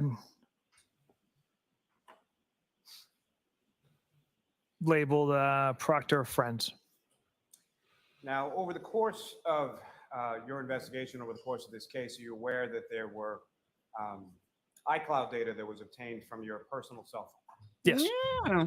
And different text strings from that iCloud data from your personal cell phone, correct? Correct. Yeah. And with respect to what has just been placed before you, is that an excerpt or piece from those particular messages? It is. And from the front page of that, can you tell the jury who are sort of the participants in this particular text communication? There's several numbers that aren't identified. The three that are under kind of nicknames me and my buddies have for each other. generally speaking, just as far as the participants in this text communication, who are these people to you, and how do you know them? How long have you known them? Who are they? The members on this text thread are close friends from junior high, first grade even. So people you've known for years, is that correct? Correct. And do each of them live, or do any of them live within the general area at this time? Some of them do, yes. And so when some of them do, some of them do not, is that correct? Correct. And the ones that do not, how far away do they live? As far away as Tennessee. Now, with reference to this, there's an indication as far as the first message sent or last message sent from this particular text chain, correct? I'm sorry, repeat the question, please. Sure. Sort of towards the middle of the first page. Come direct your attention to that area. Is there any indication as far as the first message sent and the last message sent with respect to this text chain? On the first You don't page, yes. text your buddies And what is about indicated as far as the first who you're message and investigating. the last message? The first message is, I need to brandish a gun more often. The last is, Chip, name of that BPD cop. No, I'm sorry, sir. If I could direct your attention to the first page in this packet, page 2527, you see conversation details.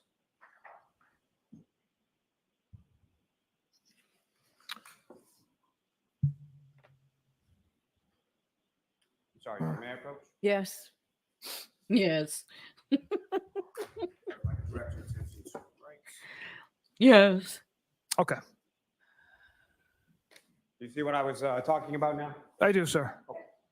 And from that area labeled conversation details, there's a first message sent date and time and a last message sent date and time, correct? Yes. Okay. What is the first message sent date and time? It's 10/18 of 2021 at 8:48 a.m. The last message sent is 8/31, 2022 at 11:19 p.m. And is there also So this is a text thread of a conversation between him and a couple of buddies that they have extracted, digitally extracted from his phone, his personal phone.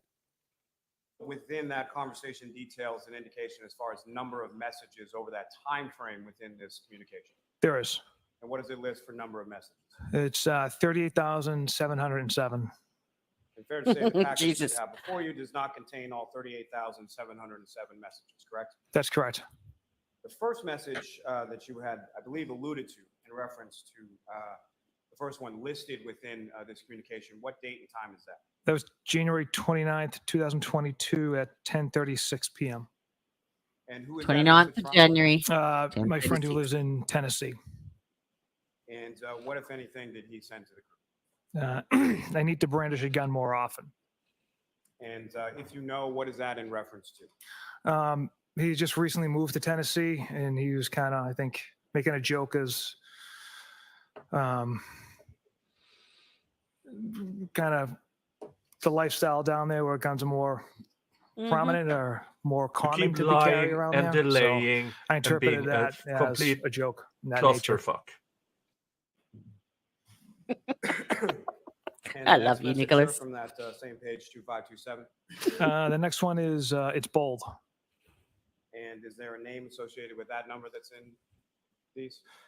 No, Do you know who that person is? I don't. And the next message, sir, Uh, from 10:52 p.m. Chip, name of that BPD cop. And Chip, who is that referring to, sir? That is one of my nicknames I've had since maybe high school. So a nickname that would be familiar amongst these group of friends in particular. Yes. And this time period when these text messages begin, sometime after 10:30 or 10:50 p.m. on January 29th, where are you and what are you doing in reference? Oh, I'm just at home going through. At this point in time, at Someone's on the phone. 29th, I'm home. And that last text message, do you respond to that at approximately 10:53 p.m.? Yes. And what was your response? John O'Keefe. And the next message down from there, also at 10:53 p.m. Yes. He took custody of his sister's kids. That's your response. There's another response above that. Is that correct? Yes. And what does that say? How old? And you respond as far as he took custody of his sister. 46. Correct. Skipping down a couple, do you see an entry at 10:53:49 p.m.? Yes. And that's from a 617 number, is that correct? Correct. And what is the response there? Oh man, that's rough. And following that, do you respond to the earlier query as far as age? I do. And what did you say? Mid-40s. Now, the next message below that, as far as indication of mid-40s, what is that? His age. No, I understand that. I'm sorry. The next message underneath that, sir. I'm sorry. It's a Facebook link. And do you recall what that Facebook link is to? It's to John O'Keefe. And is that something you sent or one of your friends sent? One of my friends sent. And the next message below, turning to now page 2529 at the top there. What is the next message that's sent? What's that? Don't have the book anymore. And as far as the book, what did you understand that to mean? Sure. I have a sidebar here. That's a decent one too. Auntie Bev called a sidebar.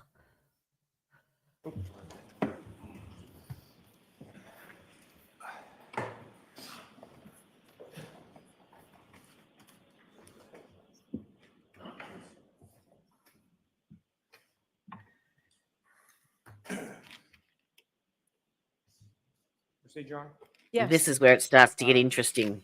Trooper, if I could direct you back to page 2529 within that packet before you.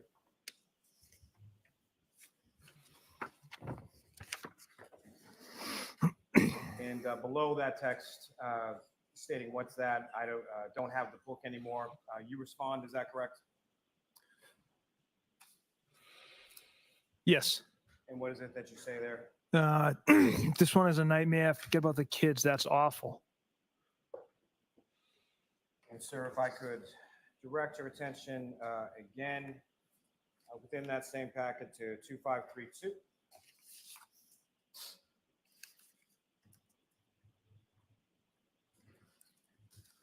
And there's a message there sent at 10:56 p.m. Is that correct? Yes. And who's that from? A friend who lives in Tennessee. And what does he say in that text? I'm sure the owner of the house will receive some shit. And you respond Nope. at 10:56 as well as 10:57. Is that correct? Correct. And what is it that you respond? My first response was nope.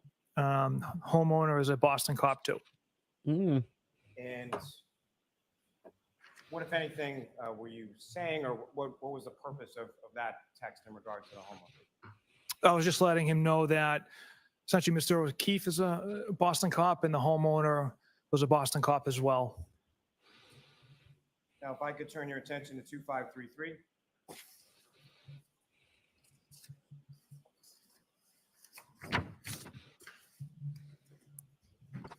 And top of the page, sir, if you could read through that page as far as who's texting and what are they saying? Again, for my friend from Tennessee and myself, I hope not, but I can't see it. I responded with, she waffled him. I looked at his body at the hospital. He was banged up. Now, as far as the next text from a 781 number, Mhm. What does that say? Did he get beat up? And you responded to that, is that correct? I did. The objection sustained as to form. What, if any, response did you provide to that? Nope. Objection. The objection was to the former question and the answer. I'll strike it. Now, turning your attention to 2534.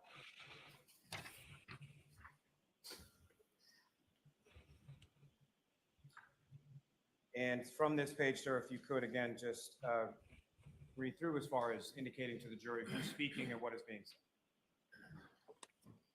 From the start of the first text, so the owner of the house? Yes. So the owner of the house was a woman cop that beat him? That's what I initially thought after talking to Canton paramedic. Then I saw the guy.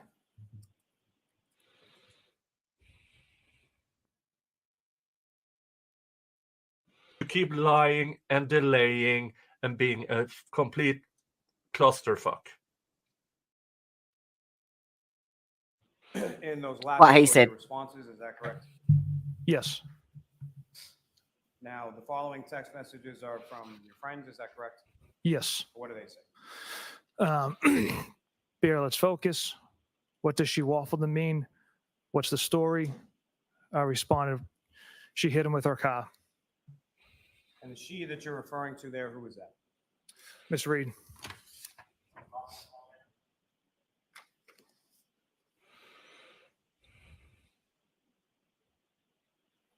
Now, turning your attention to the next page, 2535. Again, if you could start at the top of the page and read through that page and just indicate to the jury who is talking and what is being said. Okay. My friend in Tennessee states, okay, that's fucked up. I respond, intentional or not. Then another response, gotcha. He was frozen in the driveway and she didn't see him, question mark. That's another animal we won't be able to prove. And then I respond, they arrived at the house together, gone to an argument. I don't want to speak out loud or out of turn. The objection's overruled. Your Honor, But if I could say this, there needs to be an identifier of who's I understand what you think the mix-up is. So, Mr. Lally, go back. Thank you. Sir, if you could please, again, start at the top of the page and just indicate. No, as you go just after the gotcha, he was frozen in the driveway, correct, Mr. Jackson? That's correct, Your Honor. Thank you. I respond, that's another animal we won't be able to prove. I follow that up. They arrived at the house together, got into an argument. She was driving and left. 781 number responds with, what's the name of the Canton cop living in Canton, the other one involved. And how do you respond to that, sir? There's several other messages before I issue a response. Objection again. Bottom of the page. So it's not an objection, but Mr. Lally, why don't you point him?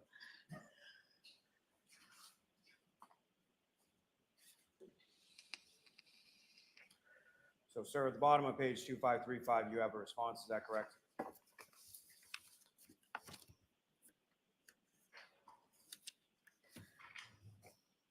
Correct.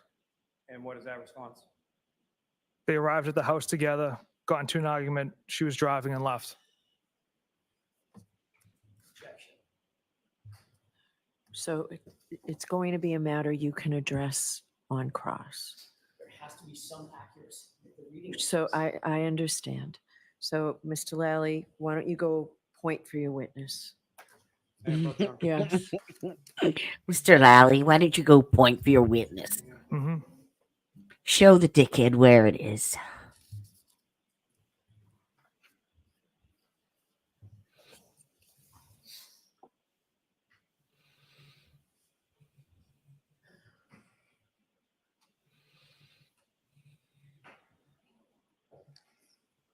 Okay. It's a HTML link, whiteout / You're an Proctor idiot. iCloud / group. You're an chat, idiot. Feb 2022. So you point out. Can I see what you have for a second, please?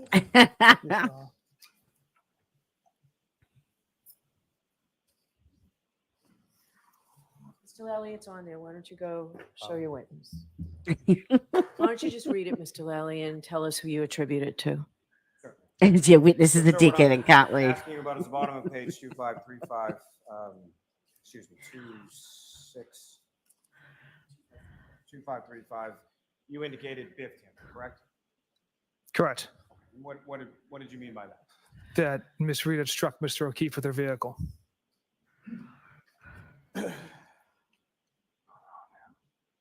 Now, sir, if I could direct your attention to page 2537.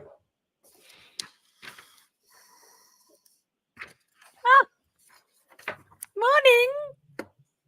Rise and shine. Now, do you see a response Just up to towards the good bottom of the bit. page from yourself, January 29, 2022 at 11:04 p.m.? Yes. And can you read that response for the jury? Yeah, but there'll be some serious charges brought on the girl. And what did you mean by that, sir? That throughout the course of the day, we had compelling evidence that Miss Reed struck Mr. O'Keefe with her vehicle. Compelling. You have two responses from friends, the same friends, at the bottom of that page, 2537. Is that correct? That's correct. And what are those responses? Keep your voice up loud, please, Trooper Proctor. Yes, Jurors we can't all hear want to you. hear this. Yes, Your Honor. Number ending in 5051. Got to be. I can only imagine what internal affairs of the BPD are trying to get out there. The second response, same number. She hot at least. She hot at least. Turning your attention to the next page, 2538. At the top, if you could just read a series of responses. From Just yourself, when you correct? thought Higgins with Yes, the sir. slime ball. Yep. So these came from me. From all accounts, he didn't do anything wrong. She's a whack job. CUNT. Pardon? Objection. What was that? So Sorry, don't what? spell it. You have to. So these are your words, Trooper Proctor. Yes, Your Honor. Go ahead and say them. Say it. Cunt. Yes, she's a Yep, babe. yep. That's I'll tell you right now. These mofos are history. They are gone. he said it. Weird Fall River accent, though. No ass. No ass. And sir, what is it that you were referring piece to? of here, or why would shit. you text that? You piece of shit. These were, from all accounts, he didn't do anything wrong. Is talking about the homeowner, Mr. Albert. I had Oh, mentioned we don't the care about that. compelling evidence against Miss Reed at this point indicated that Mr. Albert had nothing to do with Mr. O'Keefe's death. The rest of the unprofessional and regrettable comments are something I'm not proud of, and I shouldn't have wrote in a private or any type of setting. Shouldn't have written.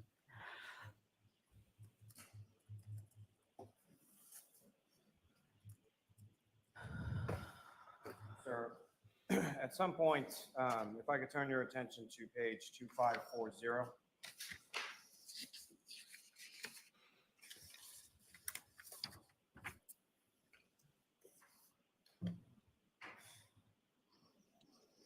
And there's a photograph that's shared within this text communication. Yeah. Is that correct?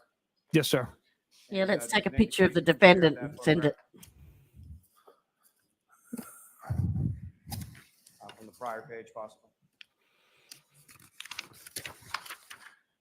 The number ending in 5051. And who is depicted in that photograph that was shared within the group text? It's Miss Reed being escorted out of the State Police Milton Barracks. And these are all from February 1st of 2022, around that time frame. Is that correct? Yes. Disgraceful. Now, sir, if I could direct you to page 2543.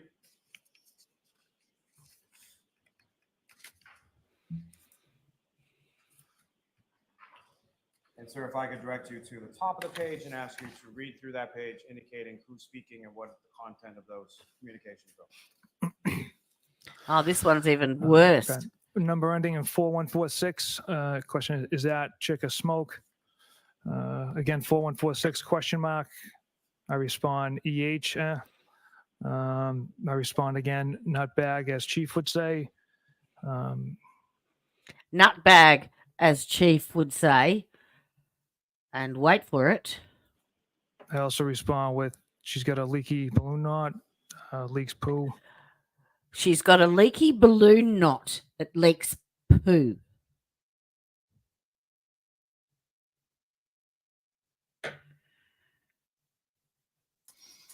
He should off you fuck.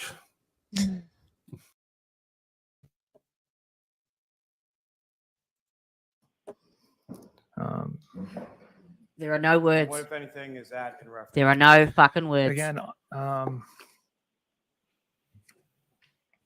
to Ms. Reed's some medical conditions there.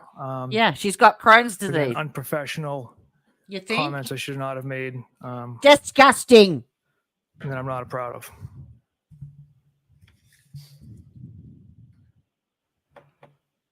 As far as attitudes expressed within these text messages And other text messages. There's 10 women on that jury, and apparently at both of the, the see you next Tuesday comment and this particular comment, the jury was absolutely mortified. They all sort of went and sat back in their seats. 10 women on the jury, and you put him up on the stand.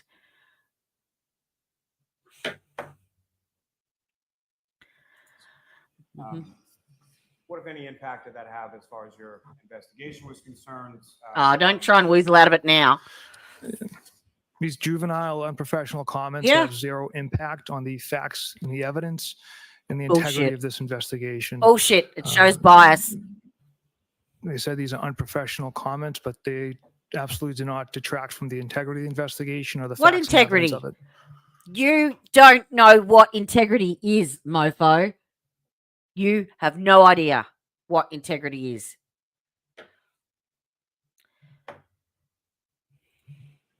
Your Honor, may I approach this retreat? Yes.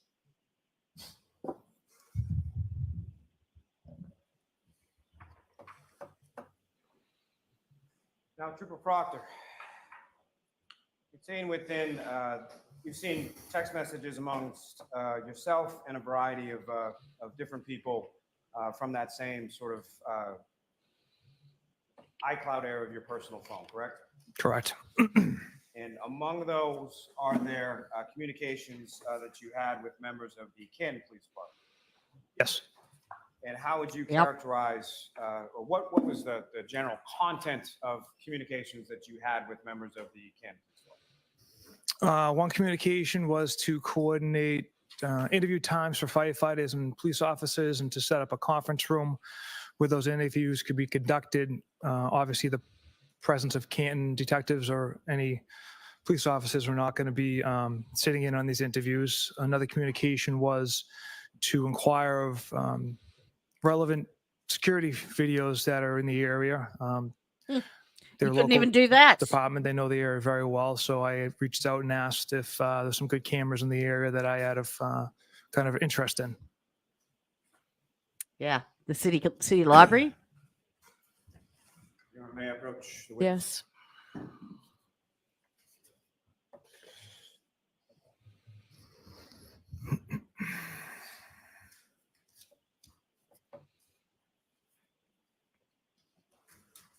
I'm showing you another document, just asking if you recognize that.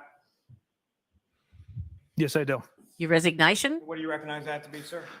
Text communications between my sister and I. Oh, you mean you spread more bullshit to That's your correct. family?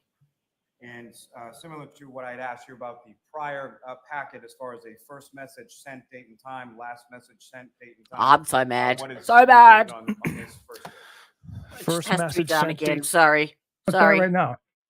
These mofos are history. They are gone. I can't stand this. Ugh. All right.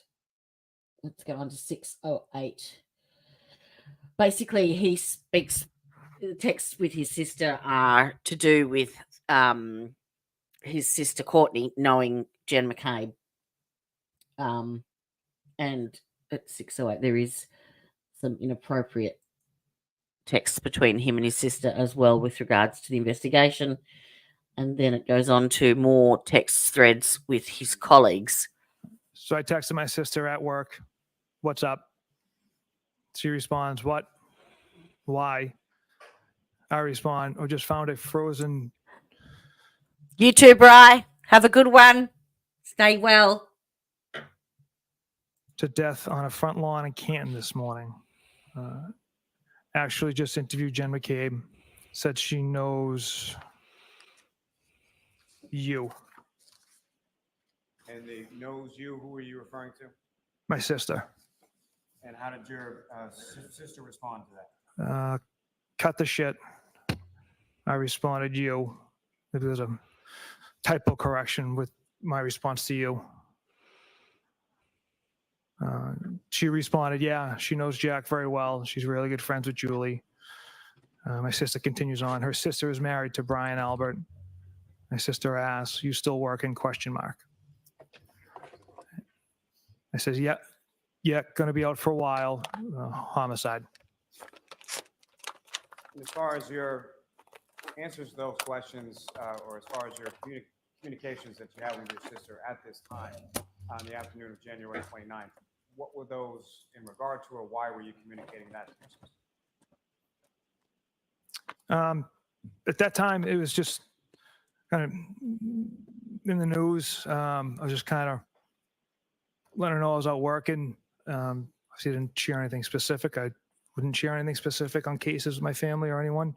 It was just kind of an overall innocent conversation. You sent Now, turning your John attention to O'Keefe's the next page, Facebook 669. link. Again, if you could read from that page as far as who was talking and what the content is. All right. My sister starts off, "The Canton thing is a homicide." I respond, "This is at 3 in the afternoon on the 29th. Don't say a word to anyone." She said, "Of course not."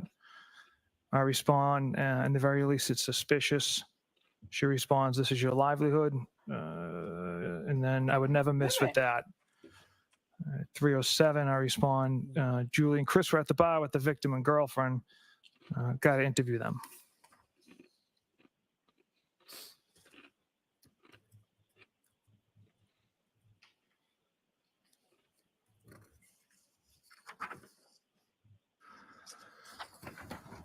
I can direct your attention to page 2672.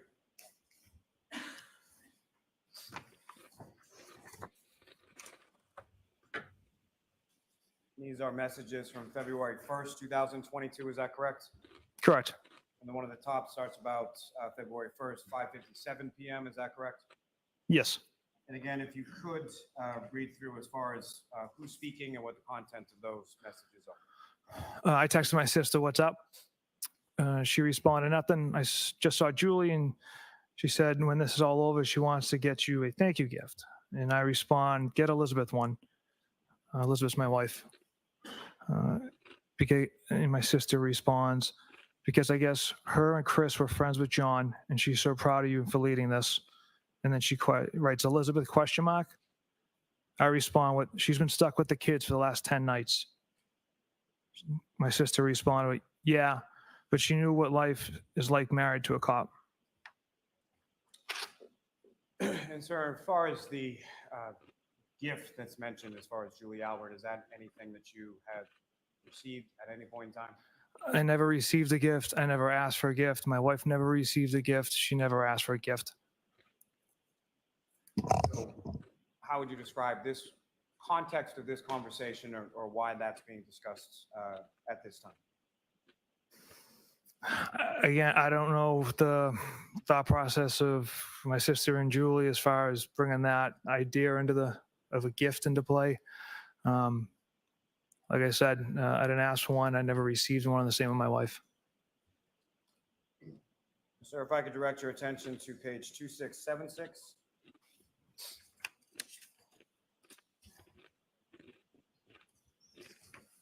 And again, if I could ask you to start at the top of the page and read through and just indicate as far as who is saying, who is speaking and what they're talking.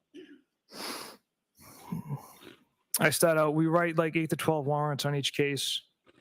My sister responded, "No, I have no idea what the hell you do or how it works." I responded on the 10th at 7:36 p.m. "I'm starving, but I also just want to go home. Thanks, though." My sister responds, "Yeah, but is dinner going to be waiting?" She responded with, "Ha, ha, ha." And then I responded, "Yep." And then my sister responded with, "Okay, it's fine. Mom and I just don't want to go home." May I approach her? Yes. What's the point of that? Mhm. Was the sister trying to jest that his wife doesn't make him dinner? May I approach the witness, Your Honor? Yes.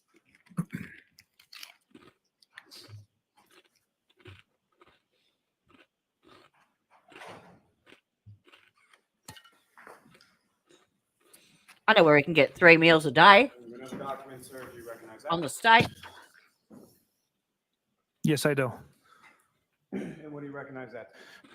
This is private messages between my wife and I. Again, what is your wife's name? Elizabeth. And what, if anything, does that indicate as far as dates and times and number of messages involved? Okay, so the first message sent 5/20/2022 at 6:19 p.m. The last message sent 8/31/2022 at 9:16 p.m.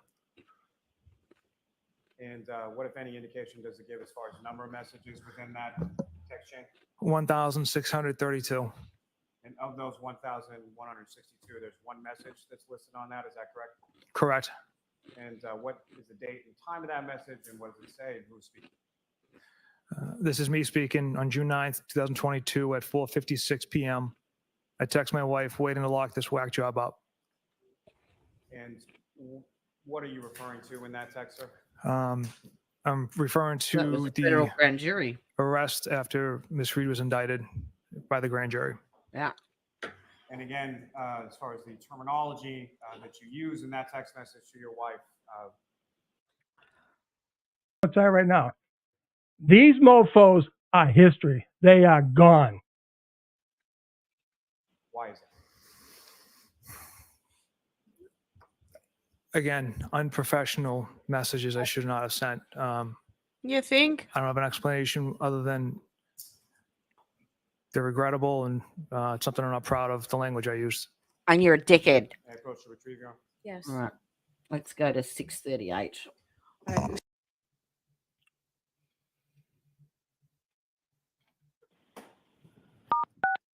You are unmuted. Unmuted.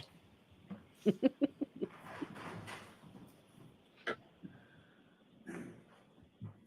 I approach the witness, Sean? Yes.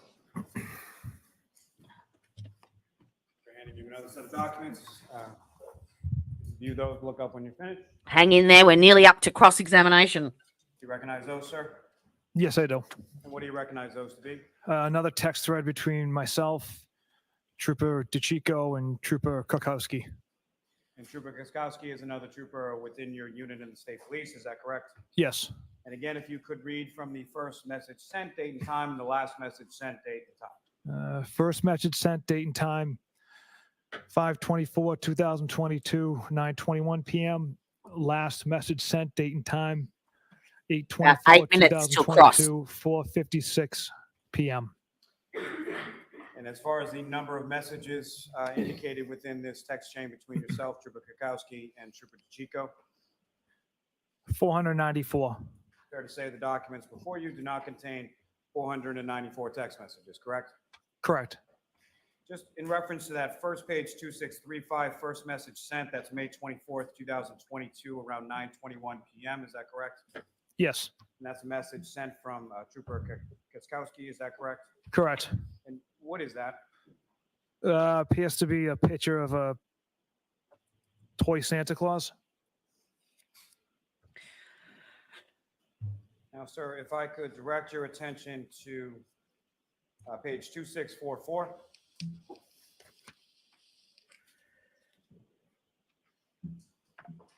If I could direct you to the bottom of the page, sir, and see the text from yourself at June 9th, 2022 at 11:19 p.m.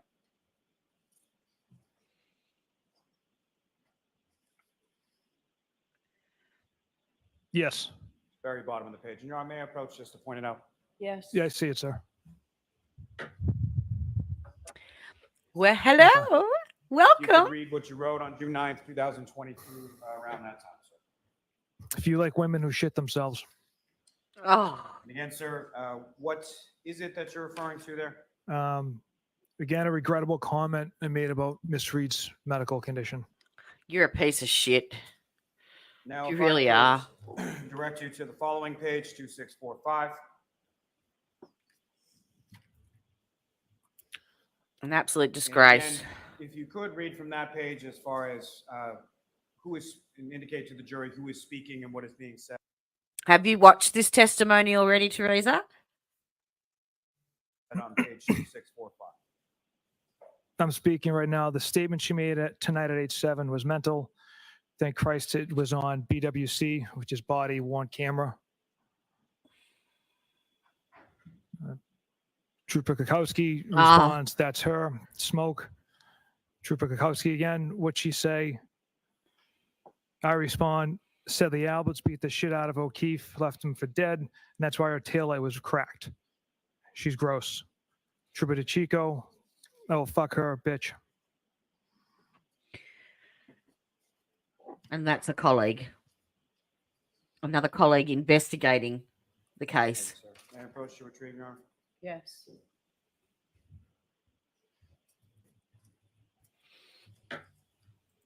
Sir, I love reference that RA. last He's bit my as far as, favorite. June 9th, 2022. What was going on that day in reference to? Oh, I hope your doggy's this matter okay. again? Miss Reed was being processed at the Milton Barracks. Piece of work. Thank you.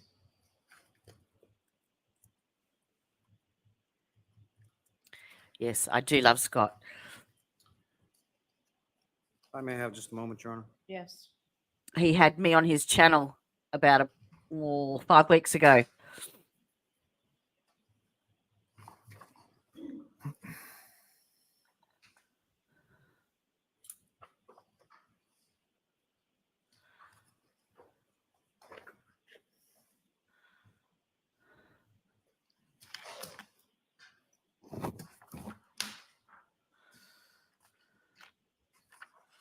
RA is just one of the nicest, most polite, respectable, pleasant people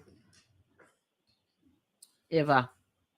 And his face is, Yeah, approach. I can imagine his face with his testimony. He makes the funniest faces and people swear. What do you recognize those to be? Another text thread with members from my office, troopers.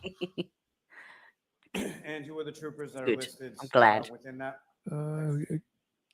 Trooper Chris Moore, Trooper Jeff Kukowski. Truly lovely Lieutenant man. John Fanning, Trooper Dave DeChico, and Sergeant Yuri Buchanan. And what is the first message sent, date and time? That would be 5/26/2022 at 8:19 p.m. Last message sent, date and time, 8/26/2022, 5:36 p.m. And what is listed as far as the number of messages within this chain? 651. And fair to say the documents before you do not contain all 651 of those messages within this chain. Is that correct? Correct. Now,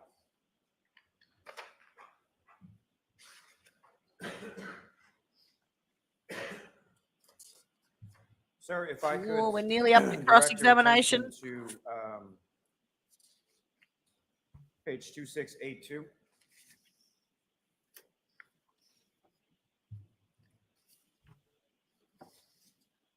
You see a message sent from Trooper DeChico on August 17th, 2022 at 9:42 p.m. Yes. And is that an image contained on the next page, which is 2683? That's big. Yes, it is. And what is the image of? That is a picture of Mr. Yannetti. Appears to be from quite some time ago. He came home. Now, turning your attention to the next page, 2684.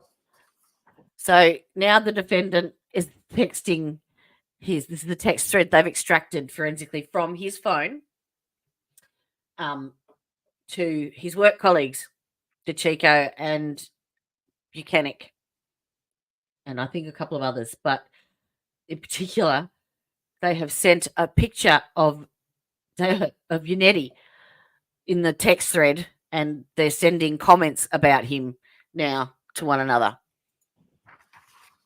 And there's a response from you, August 17th, 2022 at 9:44 p.m. Is that correct? You wait for cross. Oh, my Lord. It's coming. Sorry, sir. Go with the date and time again, please. Sure. Page 2684, 8/17/2022, 9:44 p.m. Yes. You see there's like sort of three responses from you. I have you now. If you could just read the three responses from yourself, sir. Okay, so these came from me. Funny, I'm going through his retarded client's phone. No nude so far. I hate that man. I truly hate him. Now, Do you hear that? with reference I'm going through retarded client's phone. No nudes so far. I hate that man. I truly hate that man. So not only is he calling Karen retarded, he hasn't got a search warrant to be going through the phone in the first place. And then he insults Yannetti as well. Oh, and there's no, he's disappointed because there's no nude photos of her in there that he can find. reference to the investigation at this point, you're talking about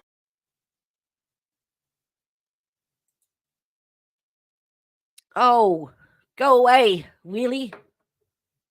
Go. his client's phone. Who are you referring to? Miss Reed. And with regards to the phone, Have you only just joined us? describe for the jury sort of what's going on. It was during an this hour time back, it period was of August worse. 2022 in regard to Miss Reed's phone. So after obtaining a search warrant from Miss Reed's phone, we weren't able Yep. to extract any This is data my from it label. until August of 2023. Troopers in my office knew I was going through the phone that evening. I was most interested in location data, text messages, Google searches. That was the update I gave the troopers in the office. It was a distasteful joke. I should have gave a proper update instead of that. I wasn't able to go through the phone as thoroughly as possible because I came across some a text between an attorney and Miss Reed, so I had to stop going through her phone, and I made my supervisors aware of those communications. So he only stopped because he came Now, across just in reference to what you had just said, messages this to her is attorney. August of 2022, is that correct? Correct. So after a search warrant is obtained for the defendant's phone, where did it go? Enjoy, my love. Indicated you Enjoy. were Trooper Carino, and where did it go from there? Trooper Carino essentially hooks it up to a device called Gray Key, where it tries every possible combination passcodes in order to access the data contained in the phone. And at that time, when you retrieved it pursuant to the search warrant, you didn't have the passcode to the defendant's phone, is that correct? Correct. So that device is designed to sort of go through numbers and try to find a combination to get into the phone, correct? Correct. And so from the time that you had seized it in late January or on January 29th, 2022, until this date in August of 2022, had you been able to get into the phone or see anything in the phone in those intervening months or 7 months between January and August? No. And so then at this time that you're sending this text message in August of 2022, is that around the time that you were first able to access the phone? Objection. I'll allow it. Yes, that was the first time we were able to have access to the phone. And with reference to your access to the phone, were you looking for nudes or anything like that in regard to the defendant? Objection. I'll allow it. Like I stated, I was most interested in Miss Reed's location data, text communications, Google searches, things of that nature. More evidence contained within the phone. And so, sir, you mentioned at some point you came across some information that caused you to sort of freeze your looking through the phone. Is that correct? Yes. And so as far as that specific time period in August of 2022, when was the next time that you or any troopers from your office were able to actually look at any extraction of the defendant's phone?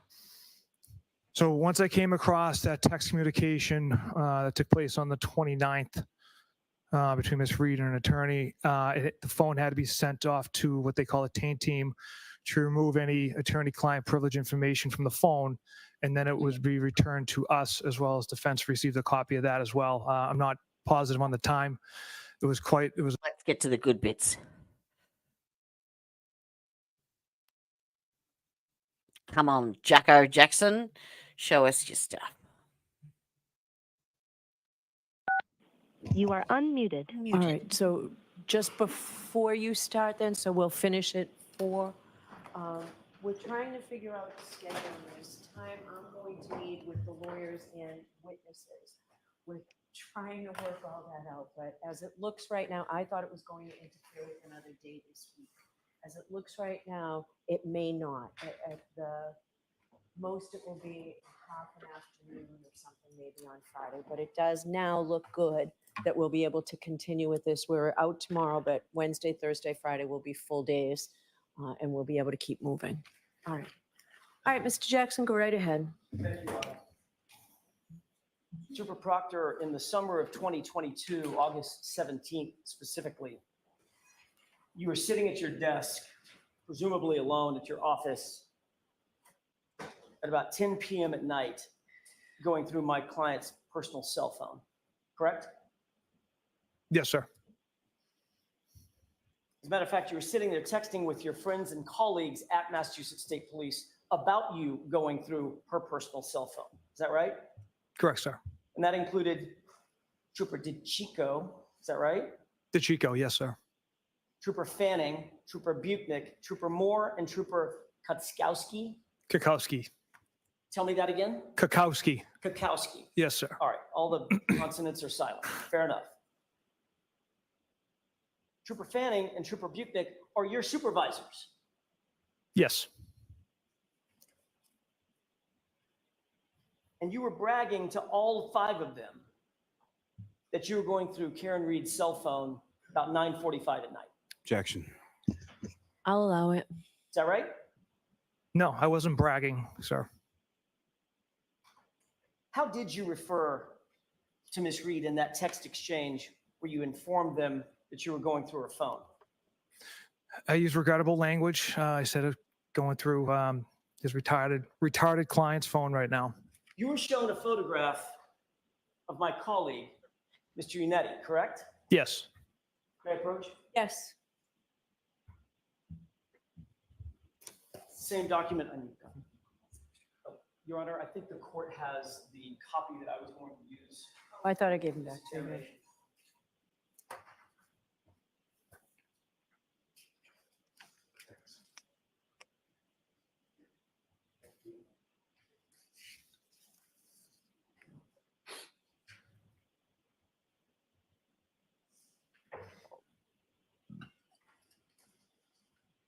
You'd received a photograph. Actually, Your Honor, if I could, I would ask that this document be marked as next in order. Assuming the witness verifies its authenticity. So go ahead. Do you recognize this document? I do, sir. Same document that you were shown, copy of the same document that you were shown by Mr. Unetti, correct? Stilali. I've done that twice. Mr. Lally. Correct. All right. Is that a true and accurate reflection of the text messages that you were exchanging with Chris Moore, Jeff Kakowski, John Fanning, Vito DeChico, and Yuri Buchanan?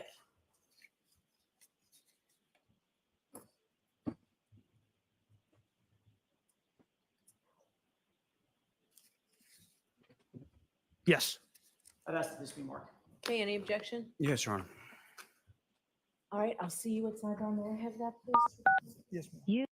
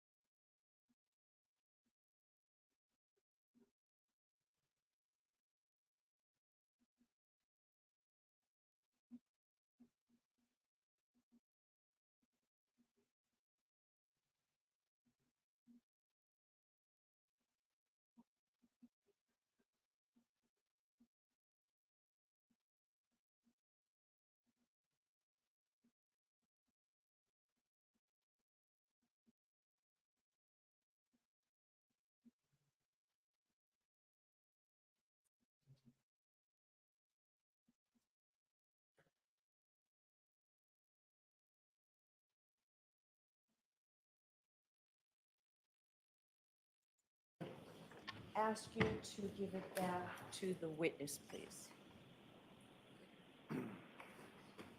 Thanks.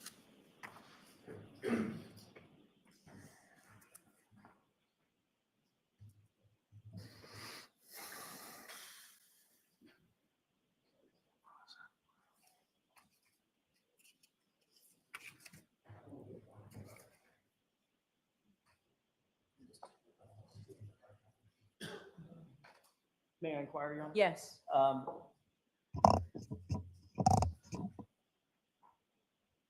Trooper Proctor,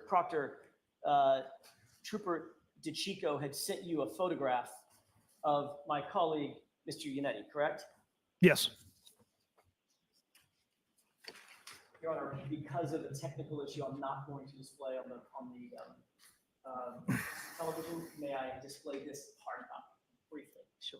Thank you. You see that, gentleman? I do, sir. Is that the photograph that you received? Yes. Is that what you referred to on direct examination with Mr. Lally about receiving a photograph from Mr. Yannetti?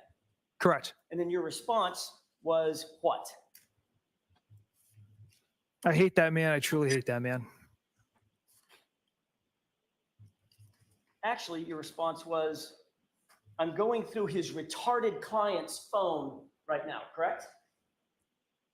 Yes, after the picture, sir, yes. Who's the retarded client? I was referring to Miss Reed, again, unprofessional language. I'm asking who you were referring to. Miss I know Reed. You got an explanation. Who was it that you were referring to as retarded? Miss Reed. Karen Reed, the woman sitting to my left. Yes, sir. The subject of your investigation as a professional, correct? Yes, sir. As an unbiased, objective investigator, the person that you were investigating, you referred to your bosses as retarded. Yep. Correct? Again, Get him, poor Jack. language on my part. Poor language is one way to put it. Completely offensive is another way to put it. Right? Objection. Take that. I've got to sustain that, Mr. Jackson. Doesn't matter. He got it out. You referred to my client as retarded. Then you decided to make a comment about Mr. Yannetti, her lawyer, correct? Correct. And what did you say about Mr. Yannetti again? I hate that man. I truly hate that man. I hate that man. I truly hate him. Correct? Correct. You didn't say I dislike him, disagree with him. You said I hate him. Correct? Correct, sir. That's a visceral response to someone who's just doing a job. Correct? Objection. Sustained. You can ask it differently. Sure. Let me ask it this way. Were you upset or annoyed or pissed off that Karen Reed had gotten representation, legal representation, to represent her? No, not at all. That's her right.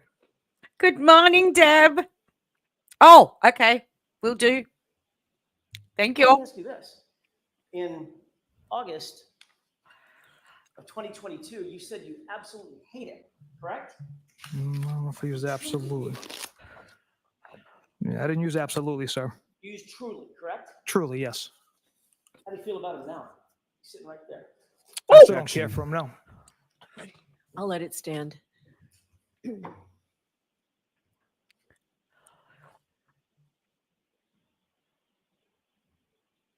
What did you tell your colleagues that you were looking for as you sat at almost 10 p.m. at night on a Wednesday night, August 17th, 2022, looking through Karen Reed's phone? I didn't tell them I was looking through anything. They knew I was going through Miss Reed's phone. I provided a inappropriate joke as an update. They knew I was going through location data, text messages, Google searches. But like I had mentioned earlier, I had to stop. Except Trooper Proctor, none of that really Okay, I'll turn it down, darling. stuff ended up in your comments to your bosses, did it? Again, it was a poor joke. Is that yes or no? They did not know. It did not. No, As a sir. matter of fact, what did you write after you talked better? about going through the quote retarded client's phone? Objection. I'll allow it. Is that better? No You news so still far. hear me? No nudes so far, correct? Correct. And you said that to your bosses. Yes, sir. You're welcome. You were looking for naked photographs of Miss Reed on a Wednesday night as you sat in your office at 9:44 p.m., correct? No, not correct. Let me ask you a question. Have you ever looked for naked? Here, something exciting. Hang on. Wait for it. Hello. Good Welcome. morning. How are you? Good evening. How are you, Oh, Deb? wait, something's happening. I'm getting an echo. Are you? Oh, I got. Are you? Are you? Are you? There we go. That was my fault. Sorry.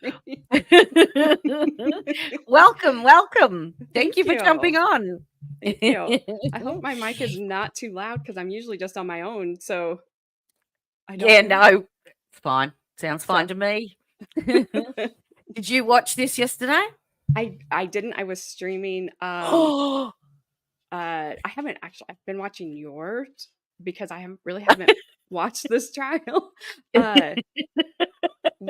I'm streaming a hearing where this guy's trying to get his conviction overturned. He's been in prison for like 30 years, and so the judge. They're here. Sorry, my dogs are going to come in. The judge. We're watching that, so almost done with it. Hope to finish it up this week, but I've never watched a full hearing where they're just trying to get the judge 8 hours. to vacate. And because I try to tell people all the time when they say appeal, just appeal. Well, this guy did. The prosecutor tried to get him a new trial that tried the trial. Couldn't because of the law at the time. So, Innocence Project, all that stuff came in. Even the Missouri Supreme Court denied him a new trial. So then I don't know if the law changed or how they got where we are, but they're in front of the judge. What was he convicted of? Unaliving a friend, and the eyewitnesses that was there at the time recanted. He said, I couldn't identify them, but they basically kind of told him like who's in the lineup, pick number 3, pick number 4. The prosecutor was on yesterday. He wasn't really admitting any wrongdoing, but they didn't turn over the fact that they were paying this eyewitness and they were protecting him, which is fine. I don't have any problem with the protection part, but they didn't turn that over, that they gave him money. They got rid of his parking tickets. A lot of stuff. This was early 90s. Like Ty Tucker's case. It absolutely does. When we were doing the openings, I said, listen, because this sounds a lot like what we've already heard.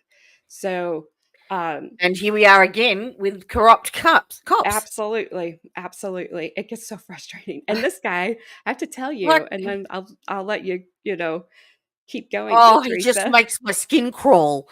I was mad at him while I was listening, while I was getting ready. And then I have Crohn's, so I bow. And there is 10 women on that jury. Yeah. 10. I don't have what she has, thank goodness. But I thought, okay, really? Really? I mean, that just was over the top for me. And I get it. We all text things that if somebody else read, we would all regret. But not when you're investigating a case. Yes. And it wasn't just if it was to one person, maybe, but there's threads of friends, of colleagues, of family. No, just no. No, so unprofessional. And I love watching him squirm. I love it. Oh, yes. I love Jackson. So I'll shut up. He's like a little fox terrier just nipping at you. So everyone get on board and go over to Alternate Juror and like and subscribe. She's fantastic. She does a lot of different cases as well. So yes, get on over there and click the thumbs up. All right. Thank you for joining us. And we'll watch the end of this cross together, shall we? Yes. From across the waters. Yes, there was a male suspect that you were investigating? I need a copy. I don't look for naked photos on anyone's phones. I don't know if I can. You said you were looking for nudes of Miss Reed. Like I had said, Mr. Jackson, it was an inappropriate joke. I think if you type in Alternate Juror 1, I'm pretty sure Deb comes up. Yes, at Alternate Juror 1. Citizen. She's a woman. Type it in the comments. You were supposed to be objectively investigating. Does your text message to your colleagues at Massachusetts State Police reflect an objective? Oh, what have I done? Oh, well, hello. I'm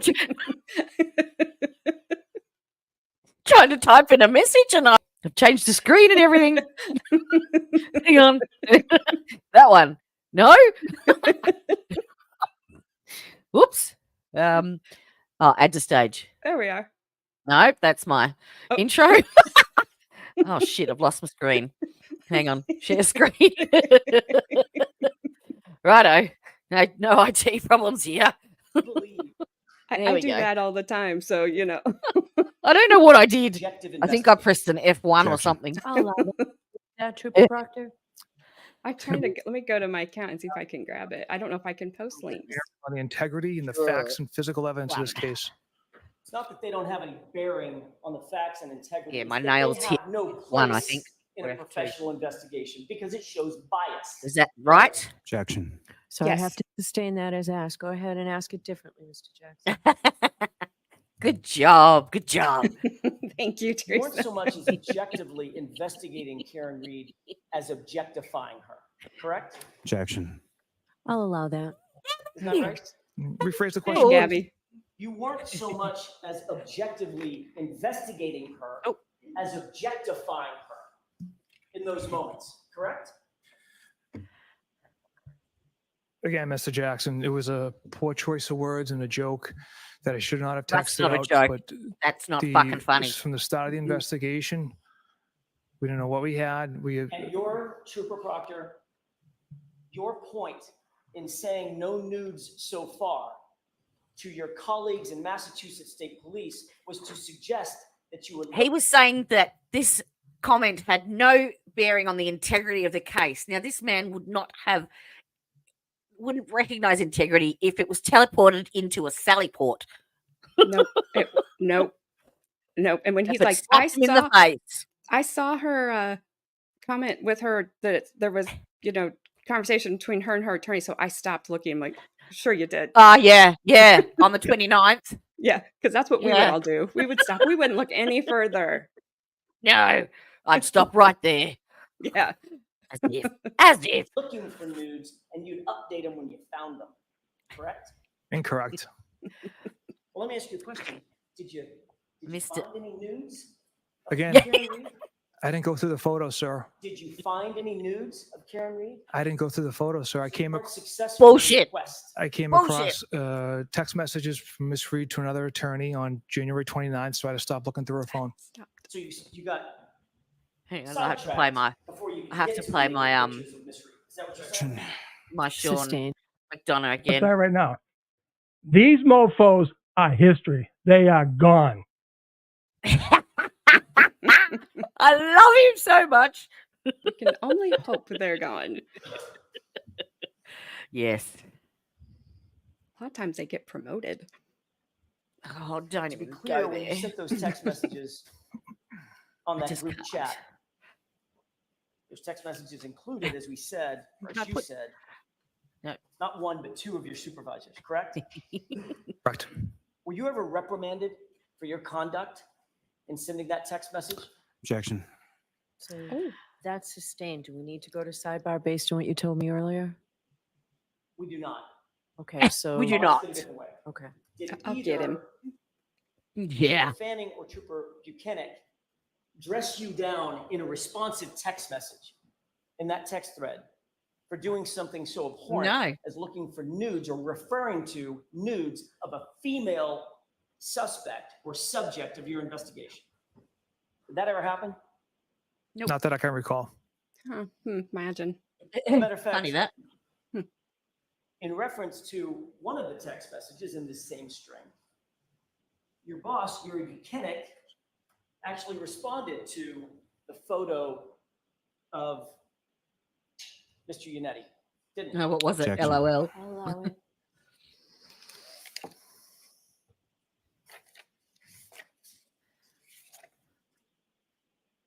He did, sir. And? After you received the photo, that's when you said, I'm, quote, funny, I'm going through his retarded client's phone. Is that right? Objection. Allow this, but not too many more. Sure. Why? Is that correct? It's on the top of page Yes, sir. 2685. That's correct. And Yuri Buchanan liked that comment. Funny, I'm going through his retarded client's phone. I see you laughed at an image here, sir. I can't tell if he liked that comment, sir. Oh, he must have done a little ha ha. Yes. Mm-hmm. I don't know if it's just because it's faded That's or. just as bad. Yeah, my copy's faded. Top 2685. You can use my copy if that helps. All right. Thank you. He's like, I don't want to What do you see see it. on the top of that page? Yeah. Sergeant Mechanic liked it. Like what? The going through his retarded client's phone, sir. May I approach? Yes. There you go. I'll have that back, thanks. I like how he keeps making him say it. So your supervisors at Massachusetts State I like Police how he made him not say only the didn't C word. ride you for making comments like this, he encouraged it. Objection. Sustained. Trooper Proctor, this is your direct chain of command. Is that right? You're a Buchanan? Yes, sir. Did you believe that your conduct was a misuse of your authority and power as you were going through her phone in August of 2022? Objection. I'll allow it. Oh, go Bev. No, I What? had a warrant signed by a district clerk, Stoughton district clerk, to go through Miss Reed's phone. I don't think it was an abuse of power. I had every right to go through that phone. You Did got that warrant the in August, say though. anything about looking for nudes of my client? Objection. Did it No, say anything about that? No, Your Honor. Okay, next question. So that would be an abuse of the power that was given to you by the court, correct? Objection. Sustained. I didn't think they got the warrant until like August, after they'd seized her phone Proctor, in the you January. agree that the hallmark of any good investigation, as you've been taught and others in Massachusetts State Police have been taught, is that the investigation and the Blinded investigator by the light. have to be fair. They have to be impartial. Would you agree with that? Yes, sir. Meaning that the investigation has to be free of conflicts, right? Yes, sir. The investigator has to be free of conflicts, right? Yes, The investigation has to be free of bias. Is that right? correct. You can't be biased against the person that you're investigating. That would compromise the entire thing, wouldn't it? Yes. Oh. Imagine. Basically, you follow the evidence. You're supposed to follow the evidence wherever it takes you, right? Correct. Good or bad, top to bottom, just follow the evidence and report it back. That's how an investigation is supposed to be run, isn't it? Yes, sir. And these are things that you learn early on at Massachusetts State Police Academy and then in your detective training. Isn't that right? It is. And literally, it's part of an oath that you took at the academy that you will quote faithfully And yet, and at 3 p.m., he sent a text message saying to his sister that it was a homicide. 3 p.m., 29th of January. partially discharge and perform all of the duties incumbent on you as a Massachusetts State Police trooper, right? Yes, sir. You swore that oath. I did. You're a disgrace.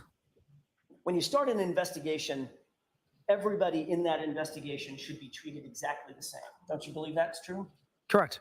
Everybody, have you ever heard the phrase, everybody's a suspect until they're not? Right? Objection. Sustained. It's especially important early in an investigation before all of the facts are known that the investigator is not compromised by bias, prejudice, right? Or the medical examiner. Most important early in the investigation, because that's when the most things are up in the air. There's the cloud, the fog of not knowing exactly what the truth is, right? Objection. Sustained. When have you ever seen a medical examiner's report that has no evidence of being in a physical altercation? When they've clearly been in a physical altercation. But they're supposed to be objective and let the facts speak for themselves. The evidence is in front of them. There should be no, there shouldn't be anything that what they didn't die of. It should be what they did. Yes, and his text to his friend when they said his friend, or whoever it was in Tennessee, I think, said that the person in the house was going to get some craft or get whatever he said, something along that not lines. get into it. Yep. And he said no, there can't. No, because he's a Boston PD. Boston Yeah. PD, and yeah, I was like, that's really telling right there. Yep. Yeah, he said, write it down. He said,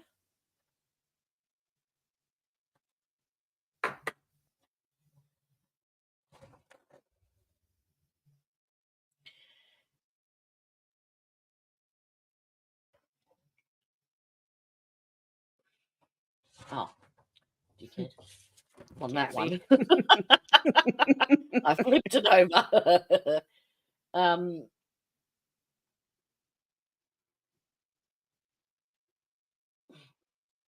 right, he said the owner of the house will receive some shit, and he wrote, "Nope, Boston cop too."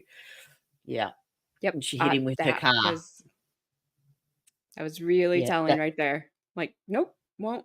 Boston PD. That was just before the whack job comment. Yep, it was very telling. Yeah, they've all got each other's backs, and this case. I had no intention of covering this case at all, at all, because I try not to cover what other people are covering. Right. But Me too. I happened to watch it one night, and I was addicted. That was it. I was done. And then I got onto Turtle Boy and Sean McDonough and the Glera, and it just went on. And I was going to say something really important, and I've forgotten what it was now. Good morning, George. Hello. Welcome. Two of my girls are here. Welcome, George. You got 3 now. Yeah. One from Australia. George is in the UK.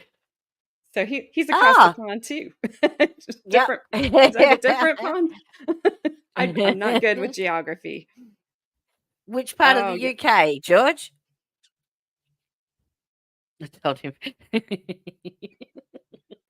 Gabby threatens his pet fish all the time. He has to have some what is it? Scanty and mushy peas. Okay. At Yarmouth, okay. Is that north, mid, or south? East. Okay, I got it completely wrong. I don't even know Helen. The one direction you didn't pick. Yeah, my family is from Liverpool, on my dad's side, anyway. And I can't keep up with these comments.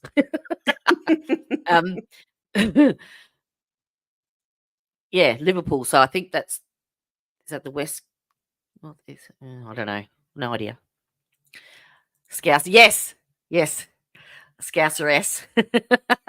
That's where my sense of humour comes from, apparently. So I'm told. Yes. So I was right, the west side. It's going to come back to me what I was going to say about this.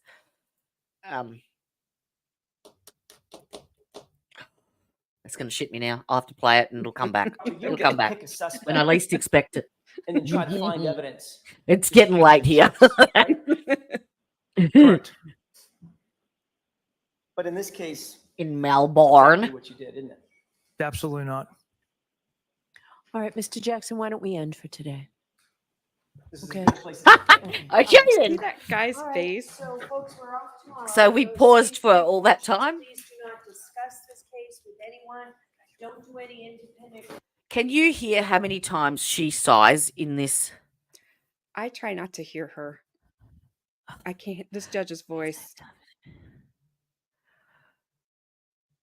We had a F2 tornado go through here 2 weeks ago.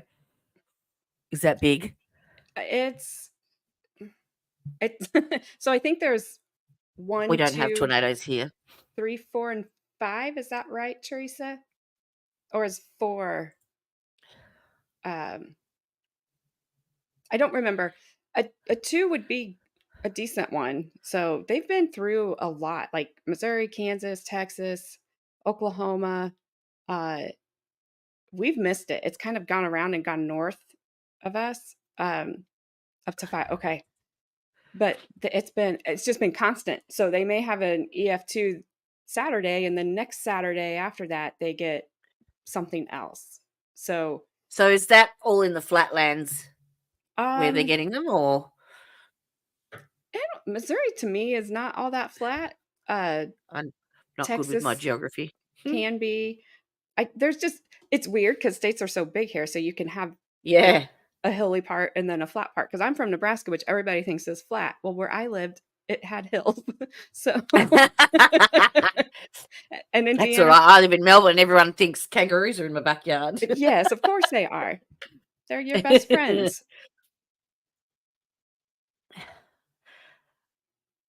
It helps for tour off. We had 100-foot oak. Oh, Wow.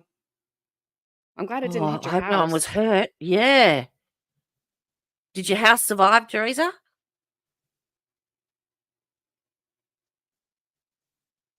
We have winds, but we don't have anything like that. But then I'm sort of at the bottom of the Great Dividing Range as well, where I live on the east of Melbourne. So we get protection a little bit. Oh, missed it. Hey, Joe, you see kangaroo? Have you ever had a roost steak? They're not Ooh, very nice. I don't think I could eat it. I've had emu. I've had snake. I've had crocodile. Crocodile's actually quite nice. I've heard it's really good, but I've It's good. Yes. never had it because I don't know. It is tastes like it's chicken, but with a strange. fish Of course. consistency. Okay. Yeah. Get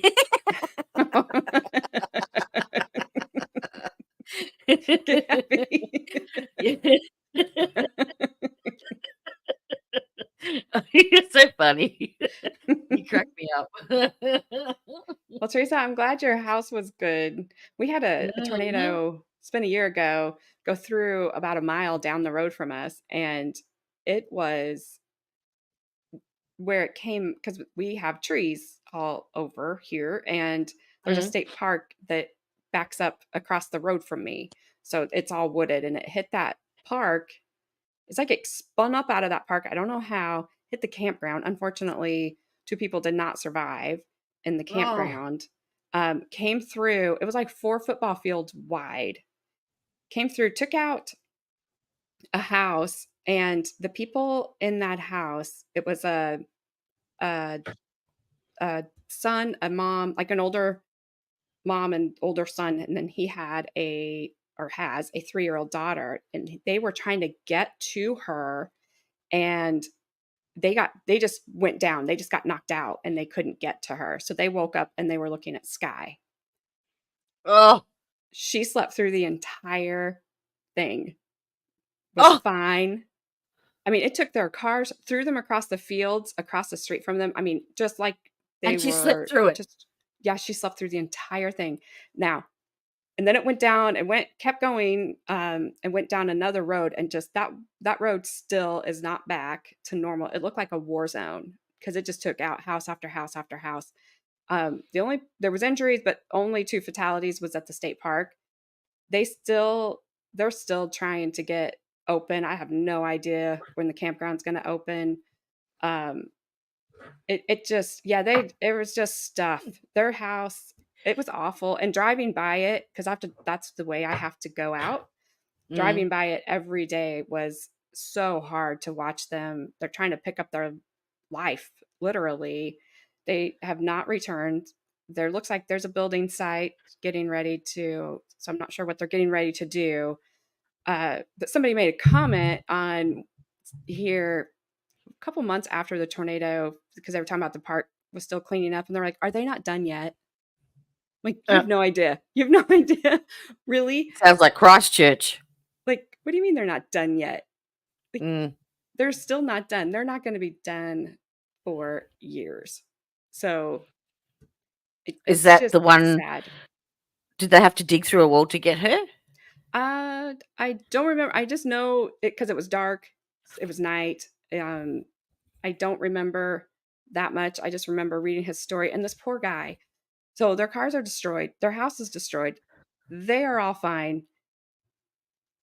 So they're staying with relatives at the time. I don't know what they're doing now. He goes back to work. So a relative loans him a car, and he's on his way back to work, and he gets rear-ended. Oh, I'm like, are you kidding me?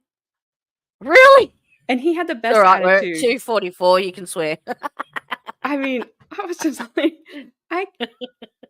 I don't even know what I would do in his situation. I'd just be like, all right, I give up. I'm done. But he was just, you just go. You just got to keep going. But I got irritated, and I get people want to see and look and everything, but trying to get through and go home, go back and Uh-huh. forth, and you have With all the all the people sticky. driving by looking. Oh my gosh, I got so mad because I'm like, this is their lives. You can swear, Gabby. Yeah. Oh, Gabby can't not swear. Neither can I. In fact, give me a second. I have something that I have to show you. Give me a second. Oh no.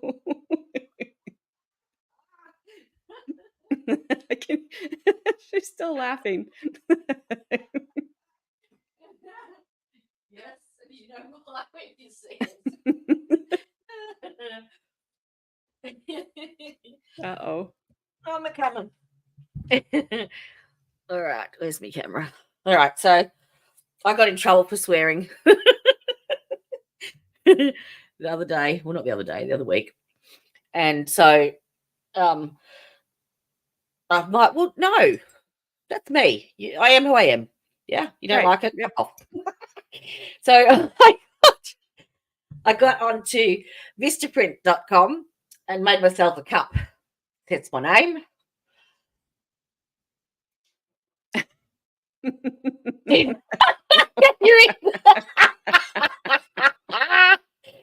So every time that person comes over and that told me off, they get this cup. They get that cup.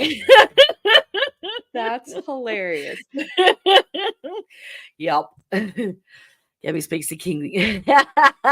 George, her pinky is her middle finger.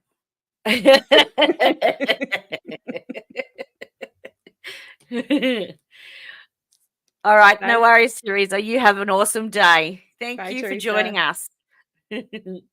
Oh, Gabby. She has called me just to swear. When I was on stream, when I was live, I'm like, why is my phone ringing? I looked down, it was Gabby. So I picked it up and I answered it. And I held her up to the mic, and she just, I don't even remember what we were watching, but she was so upset. Was that the Adam Montgomery sentencing? She was so mad, and she just starts I swearing. never watched that one. And it's horrible. Mm. But she goes, I didn't think you'd answer. I said, well, why'd you call then?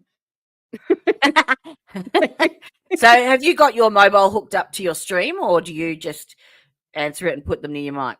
I just answered it and put it right up to my mic. I've never had anybody, well, I've had my phone ring while I was on stream, but not somebody I thought, oh my gosh, I need to answer this because she's in my comments. What's happening? So how long have you been YouTubing for? October, I think, is when I started. So not very long. I started watching trials, 2 years ago, I think. I did think you were going to say Boston Harbor. Harbor. Boston. I can't say it now.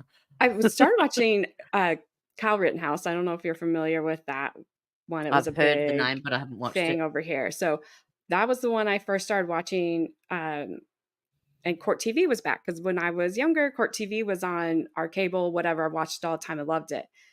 Well, See, Court we couldn't TV get is not any of the that same. shit over here. Well, they're not the same. They're not the same as they were, or maybe they are the same and I'm more aware of what they're doing. So I started watching through other attorneys that were streaming it and learning from them.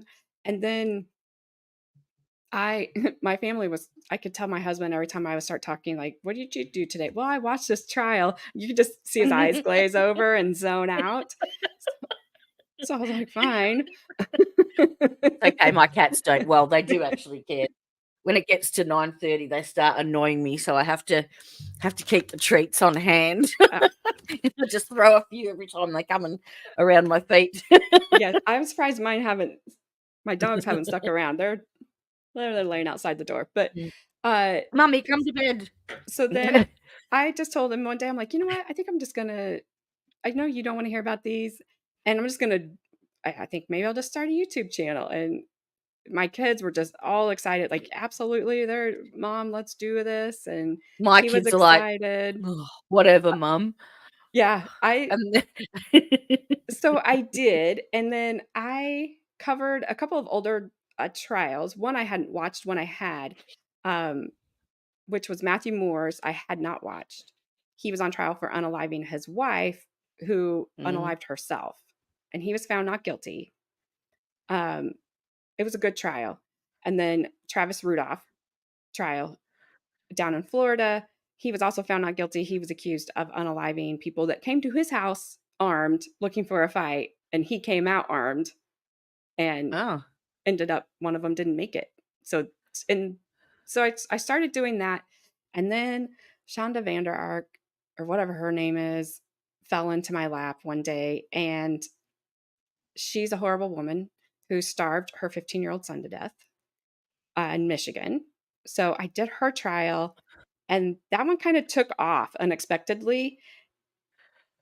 But it was kind of like nobody was watching when I did it, and I'm still learning, and I was still learning then too. So I'm like, of all things to take off, that one did, and people were like, your coverage is horrible. Some of them were. I'm like, I know, and so then I've kind of just got on to the covering children because people aren't covering children. No one wants to. Whatever her name is, that should have been Cheyenne. in mainstream. The Cheyenne Porter one. I've not heard of that one.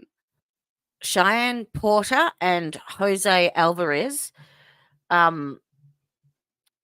It was very similar to the Ruiz trial. Okay, was it very in Texas? similar? No. I did a video intro on it because I was going to cover it, and that was what I was doing when Karen Reid started, and I wanted to focus on that. But I couldn't. The courts would not allow me to access any of their stuff because of where I am located. I could find the docket. I could find where they were. I was on the docket and trying to click onto the court and everything. No, they just kept denying me access. So is that in I Kentucky? don't know really. I think so. Yes. Okay, Yes. because I think Yes, I watched that that rings a bell. because I was waiting for that to happen. But anyway, let me backtrack a minute. So one thing I wanted to do when I started my channel was to get normal people that are going to be on a jury here, to like understand what's happening in the courtroom. I'm not a lawyer. I don't give any law advice. I don't, I can't tell you why a judge is doing this, that, or the other. Generally, I've learned some of the stuff, but that it's not like TV. That it's not, when it drives me nuts when the jury goes out to deliberate, and then people are like, is the jury back yet? I'm like, it's been 5 minutes. Or did the jury say what time they were coming back? No, they don't know until they reach an answer. Yeah, it's like people need to. So that was my main focus of let's watch I don't generally do a deep dive into a trial before it starts because I want to see, I don't want to know what we're not seeing. I want to see all the evidence that they have and that they present, and then we'll make our decision there. And then sometimes if I find stuff afterwards, I'll be like, oh, well, here was this or here was that. But I don't want that to pull my decision because it wasn't. But you live stream in real time though, don't you? I try to. So I can only stream Monday, Wednesday, Fridays. So I'm generally behind if I'm doing a live trial. So I've done, gosh, I don't even know. I did ties. That ties was my first one back after that freaking Shonda trial. I was so scared because now I have all these people in my chat that I've never had before. Gabby's in there, and I was like petrified. But it was good. And Ty and I, we laugh now because we had a rocky start because I was like, why? You're an idiot. Why did you not take the plea deal and blah, blah, blah. No, he won't. And I totally get it now. But he and I, we've chatted and we became friends. But So I did that one. I don't remember if Jose, I don't remember like all in order. We did Adam Montgomery. So if you've watched those trials with the kids, there's one theme that seems to be through them all. They're all 5 years old. Yes. Yes. Yes. And I don't understand that. So, well, this Cheyenne Porter and Jose Alvarez was, so he had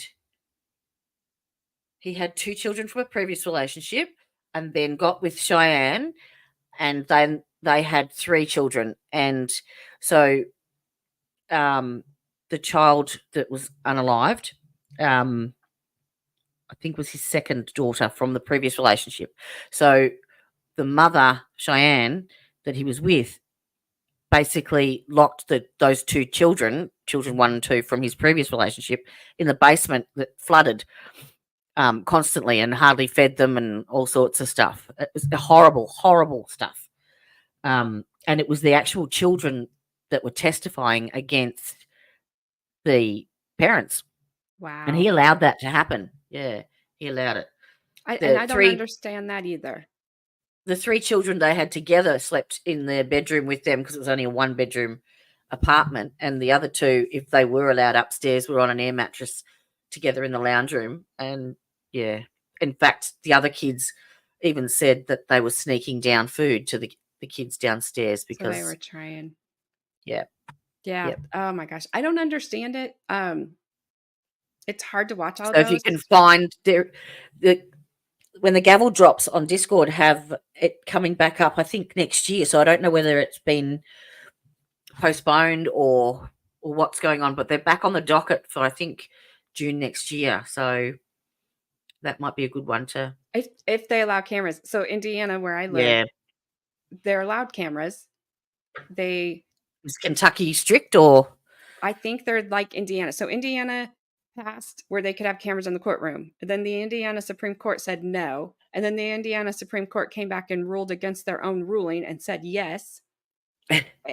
And then, so if they're allowed, we've been able to do one thing where we saw most of it. And that was a woman whose newborn baby, passed away.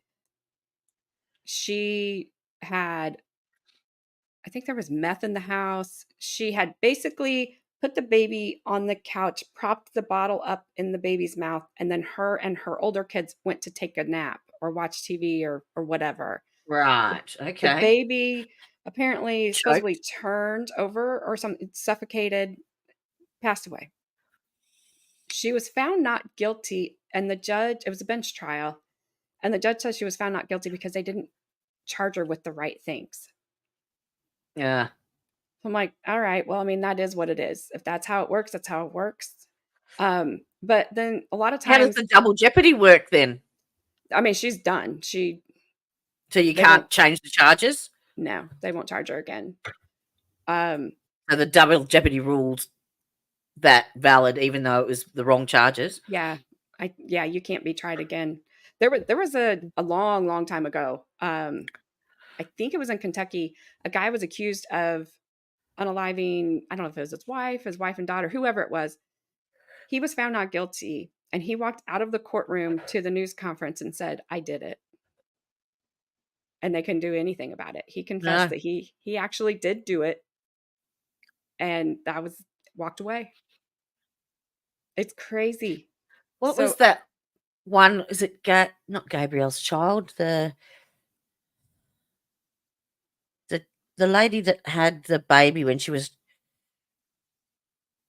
in her early 20s, and she was the nanny for another family. She had the baby in the bathroom and wrapped it in a plastic bag and put it in the boot of her car and disposed of it in the woods. You don't remember that one? Mm-mm. Oh, it's on my site. Hang on. I can't remember the name of it. And she only went to trial a couple of years ago. Starts with G. Let me see. YouTube. And it got me because she is the exact same age as me. she got married the exact same year as me. She moved out the same year as I did. And I'm just like, no one knew she was pregnant. No one at all. Yeah, where is my videos? My channel. So I've only been up for, I think, 3 months now. And I've got 48 videos out. Well, I have taken some of mine down. So my video count isn't accurate. I covered one trial. It was a trial, and that guy was found not guilty. And all of a sudden, I was on stream one day, and I had an email, and I looked, and it was his attorney saying you have to take that down because they were clearing the internet of his, because he was found not guilty. Oh. It was fine. So that's gone. I took Ty's down because my opinion of him has changed since I covered that first trial. Yep. And I don't want anybody to think that that's where we are all at, because a lot of our opinions have changed since I covered that trial. Yeah. So I just was like, I don't need the drama. I don't want drama. So I took it down. But so, yeah, I have 100 videos up, but I've done more than that. I just have taken some down. I have no idea where I've put this now. I hid it. I hid it in one of my you can have some unlisted videos, and now I can't find it. No. Have you seen Justice is a Process, his YouTube channel? Yes. He's great. Yeah, we've chatted a couple of times. We chatted about Ty a few times. Yeah, he's the one. He's a go-to for Ty for sure. Yeah, and we had in the works. We just hadn't come up with a date for Steve, me, and Ty to do like a roundtable discussion, because Steve, even though he's not an attorney, he has enough legal background. He has amazing knowledge of the legal system. Amazing. And he has a good way of explaining it in a layman's terms for everyone else. Yes. So we were going to do that. I was going to be, the normal person watching the trial. Like this is what happens from our point of view. And then obviously Ty from Ty's point of view, not just about his trial, but just in general. But then everything happened with Ty. So we never. Well, he's got the motions hearing coming up on the 17th, I think it is.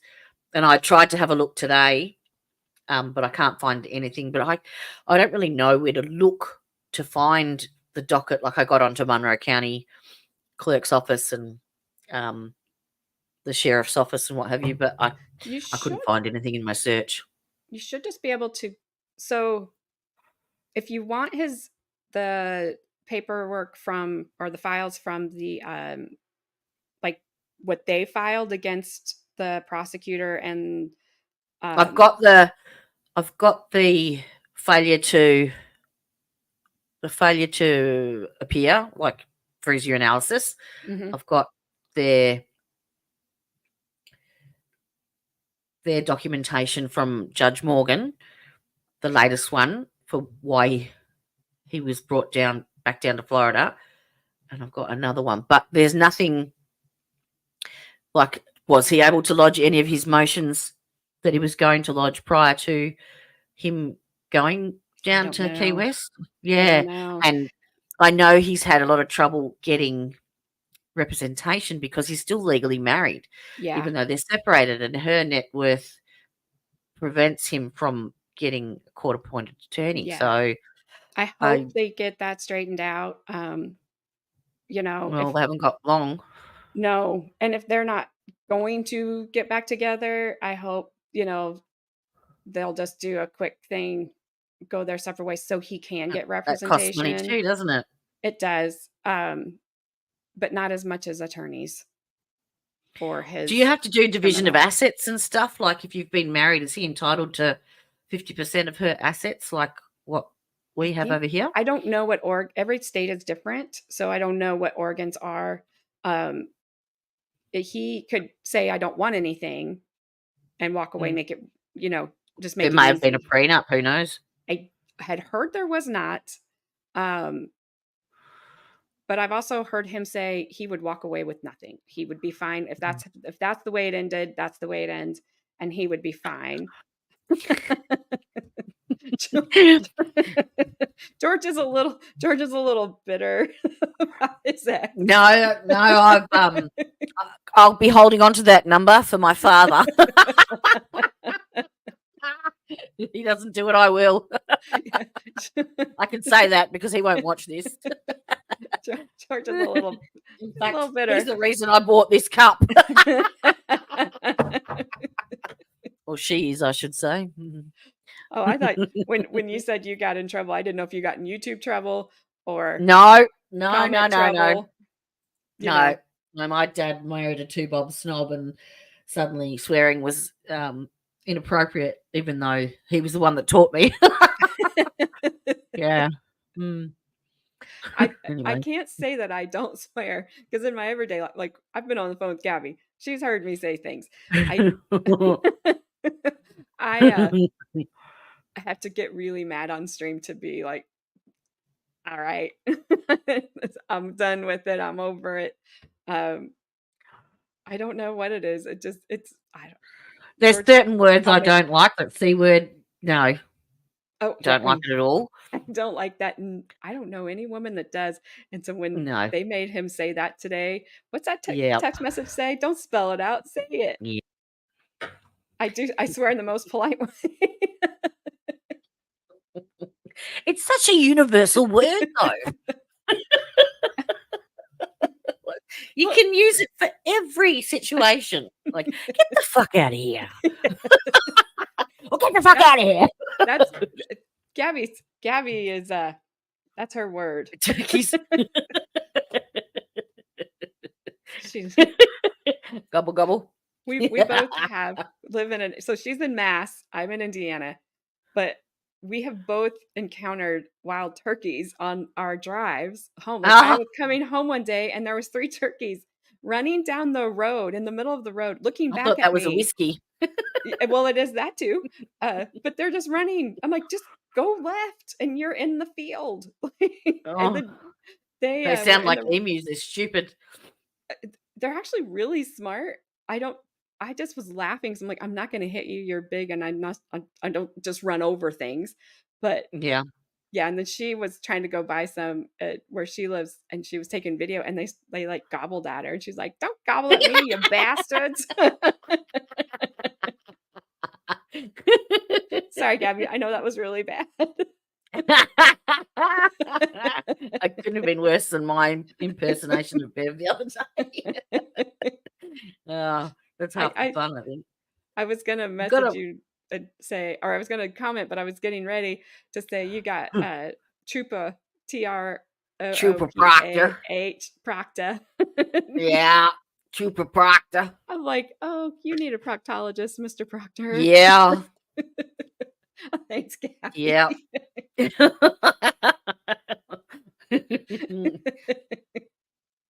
Oh my goodness. So I think you and I, because when I was watching you, I heard you say you were trying to cover trials that weren't mainstream, and that's me too. I'm always looking for that everybody is not doing. Everybody's doing Karen Reid. And it makes it hard to find other stuff right now because everybody's doing Karen Reid. Yes. And then you got that YSL trial going on in Georgia that's never going to end. No. That is just, I just read headlines. It's like, oh, judge arrested an attorney, judge stormed out. Like, don't even care. There was that Karen Swift trial I was going to do that, but I think we were doing something else. It's like a drought, and then you find something to do, and then it's like, oh, look, 3 more trials. Wasn't the Owens Eckhart thing today? That was yesterday. Yeah. Oh, I missed that. Did RA cover it? I don't know. I've not been on his channel. I don't know if you're thought familiar. He got exclusive access to camera feed. I don't know. I don't know if you've heard of him, but Law Talk with Mike, he covered it. I love him. He is hilarious. Chicago.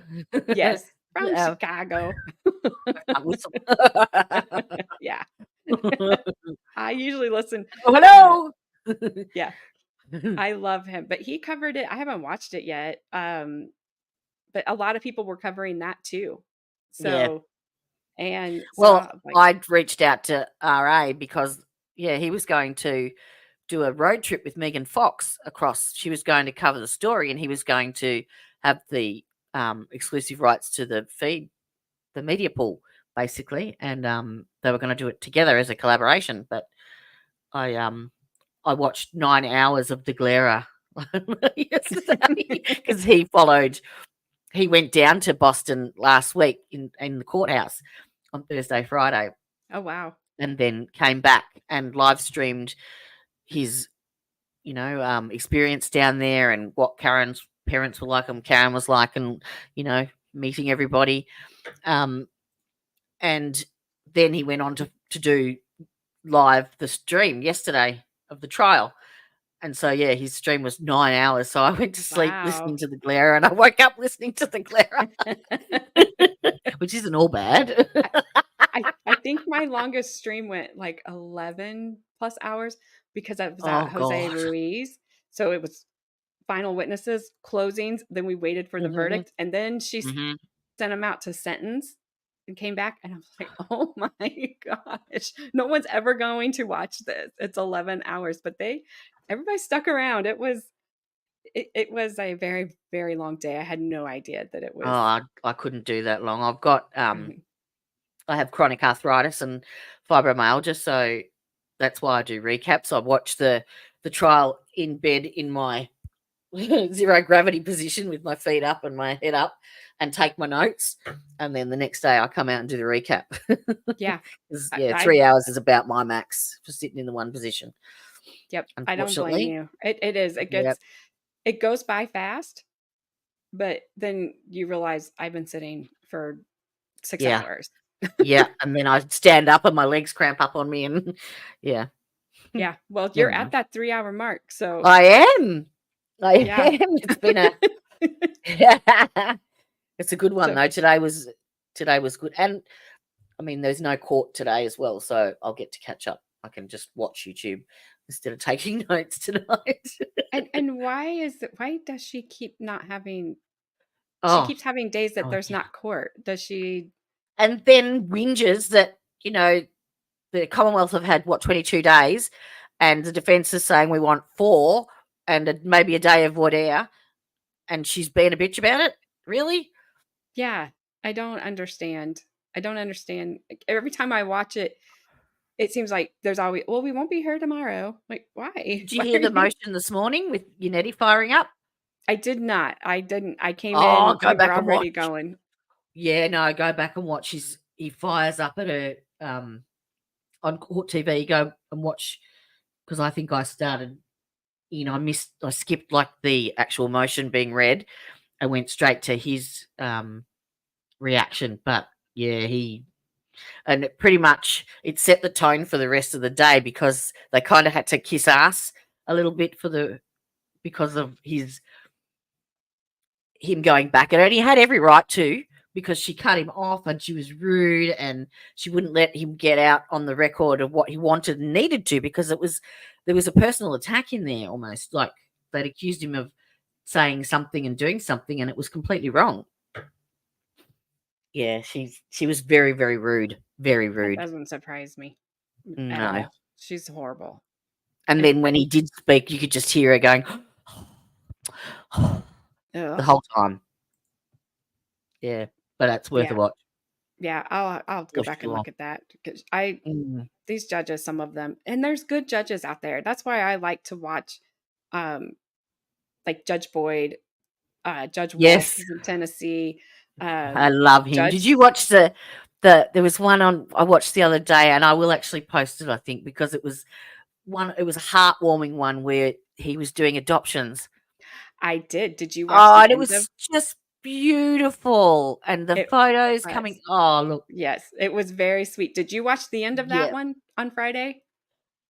No, because that last one went for quite a while, didn't it? It did. I have it saved because it's continuing on June 26th. It's a custody hearing, Yeah. That isn't super exciting, but the attorneys get after each other. Sorry, my stomach's growling. Everybody on my stream knows my stomach growls. But the attorneys get into it. And at one point, Judge Wolf, he's kind of looking like, are you serious right now? And then he starts laughing. And then he says, I'll see you both in my chambers. And they come back out of chambers and they have been straightened up. I can tell you. Over his knee. Yes. So I thought I'm going to save it so that I can do that day and then do the conclusion together. So I don't have to. Really good. It was really good. It was nice to see something. All the and he options was were just good. so good with the kids. He was. Yep. Yeah. And I like watching those judges because they give me faith that there's good judges Yes. out there because I've seen so many horrible ones. And what about Judge Fleischer? Is it Fleischer? I love him. Fleischer? Yes. Fleischer. Yes. He's going to be He comes out with some rippers. Yeah, stuck like Chuck. I'm going to have you in here so much you're going to think it's a career. Yes. I was watching him one day, and I don't even remember what the person standing in front of him said, and he was like, "I'm the Enchai private eye, or some Enchai private eye." Enchai, like, because he's short. I guess he was making his own short joke about himself. So he's the inch high private eye. Yes. Oh, inch high. Yes, Okay, I inch. get you. Sorry, it's hard to. 1 inch high. Yes. I'm with you now. So, do you reckon they're going to televise this motions hearing on the 17th for Ty? I don't know. I think it's going to be a fight to get cameras back in there again. Even though Florida's really liberal about their cameras, they like to stream their trials. They like them to be. What was the thing I got? I think it was a. I saved it on my phone. Hang on. It was basically a. Hang on. Wait. Get out. Oof. Why is it that when you're looking for something? Oh, you can never find it. Yeah, I've saved it under Ty. Here we go. TY. There we go.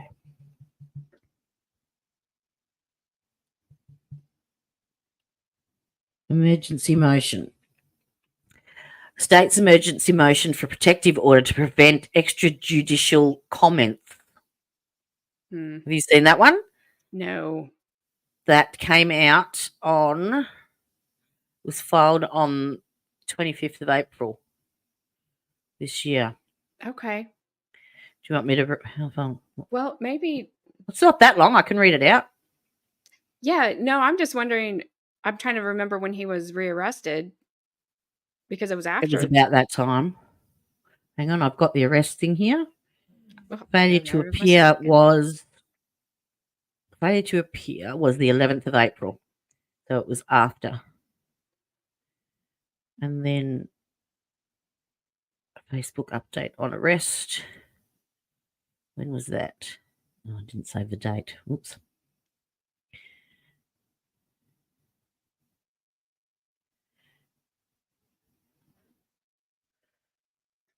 George, you are correct. My grand jury. Oh, no, that's 2017. Wrong one. Amended pretrial. No, the last one was that failure to appear for his urinalysis, and then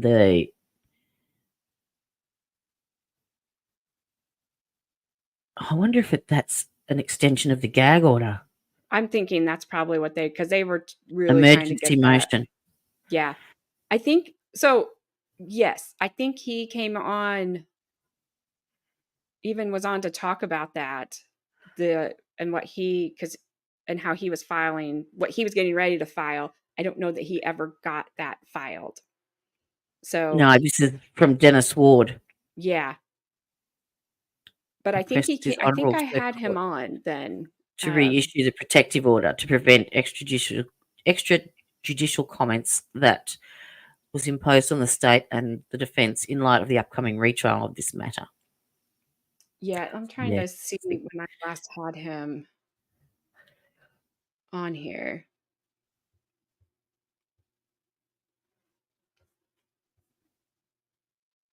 Let's see. So I Yeah, had it's all Lauren about on, his YouTube. had Lauren on May 8th. And I think at that She's got the time, cutest kitty cats. I know.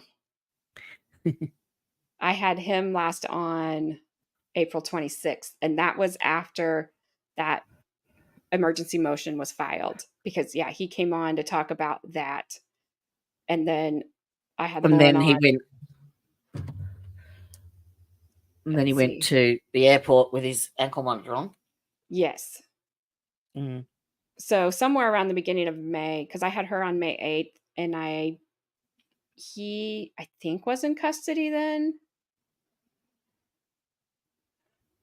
I don't know. It's been horrible. I'll tell Can you, anyone contact him now while he's in custody, or you can write him. I'm going to attempt to send him a letter. I'm just don't trust that they will give it to him. So Yeah. I've been trying to put it together in my mind because I know I need to be careful. And I know I need to be general. You know, how are you doing? I was going to very email Turtle Boy. Email, See if email who? Turtle Boy and see if he would attack that after Karen's finished. He was I don't remember whose stream I was watching that had somebody that knew him. She was talking about the Karen retrial before it kind of got big, and then they did another stream where it was her, and then Turtle Boy was on there. So I listened to that. That's what originally brought me in to the trial. But then it just kept snowballing. And yes, George, that is true. But it can get lost in the mail. Yeah. And they don't. with the If videos. there's something in there that they don't like, that they deem whatever, they don't. I don't think they have to give it to him. I'm not sure. I'll have to ask my daughter. She used to work in a jail. I'll have to ask her about that. How they did that mail. Now hers wasn't, funny enough, it was in Monroe County, not that Monroe County. Yeah, it can put me on the naughty list, so I don't want to be on the naughty list. No. Did you see the collab that I did with Steve, because I dropped a pin on Laurel Avenue right in front of on Google Maps, right in front of the treehouse, and did a 360 and counted how many cameras were on the pharmacy building, and then how many cameras were actually at the marine place next door, because the actual camera that they'd used was from the far rear corner under the canopy that had the worst vision of the treehouse. And I'm like, why would they use that? That's ridiculous. Yep. Right out the very front is Key West or Marine. No, Key West Yamaha camera right there on the pole. And all of them gone. Yeah, which All of them. is insane. And when yeah, Gabby, that's why I was asking. I wondered if he had access to his email, but it doesn't sound like he does. So Wonder if you can put a message on his Facebook page for him to reach out to you. I don't have Facebook. I do. I do. I got rid of it in 2017. I couldn't take it anymore. I was like, I'm so Oh, sick of this. All you know guys what? do is argue. The only reason I have Facebook, and people think that I'm actually on it, I'm not. It's just that I post from YouTube to Facebook just as advertising. So it's always from another platform. I don't actually go on because I'm not interested in reading everyone else's dirty laundry. I can't be bothered. Yeah, I Too couldn't much take the bullshit for arguing me. anymore. I Nah, was over too much it. bullshit. So But that's I'm the only reason I've got it. gonna try to send him something, and see I have to remember. Gabby, where is that in Discord? Is that on? We have Gavel that dropped? information. No, so I have a Discord which you can go into. You don't have to be a paid member to get into it. There is members only parts of it, but you can just go into my Discord. It's on.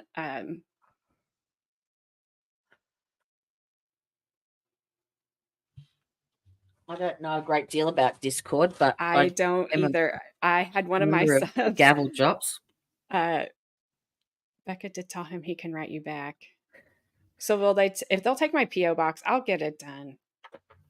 Someone sent me a thing on Messenger. Hang on. Drip the link. She made me pay. Christine Fortunato. Let me go back.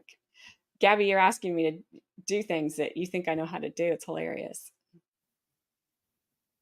All right. So I've got Ty's contact info for a video visit. It's a 1-800 number. There is a mailing address. And it's inmate ID and everything. I'll email it to you.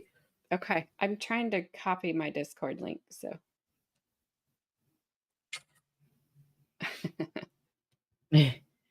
Because by the look of this, you can have a video visit with him. Yeah, I don't know how it works. Silly that that would make me nervous. I don't actually think I'd be able to do it from Australia, but probably not. Okay, so I put in a private chat the Discord link. If that All does right, not work, you can go to just email you the screenshot. Thank you. Thank you very much. But yeah, our Discord is drip the link. I dripped it. She made me pay. Look, there's worse things you could be in therapy for. George. No, I'm not a mod. I haven't got enough subscribers yet. But I had power. Gabby and one of my other subs, Stormy. I have a very long video on one Friday because Stormy has her own Discord server that they do gaming or excuse me on, and I'm just like, Gabby kept saying, you got to get a Discord, you got to get a Discord, and I said, my son told me one time, Mom, don't go, you don't need to be on Discord. So then I've been scared of it, and I went to look at him like, I don't know how to do this. And so Stormy and Gabby, they just went and just set it all up one day. And I don't know how to do it. It was awesome. So speaking of strippers, hang out. Here's a funny one for you. You ready? And where I was visiting my then fiancé, we didn't have nothing. We had no. Oh my God! Let me do this.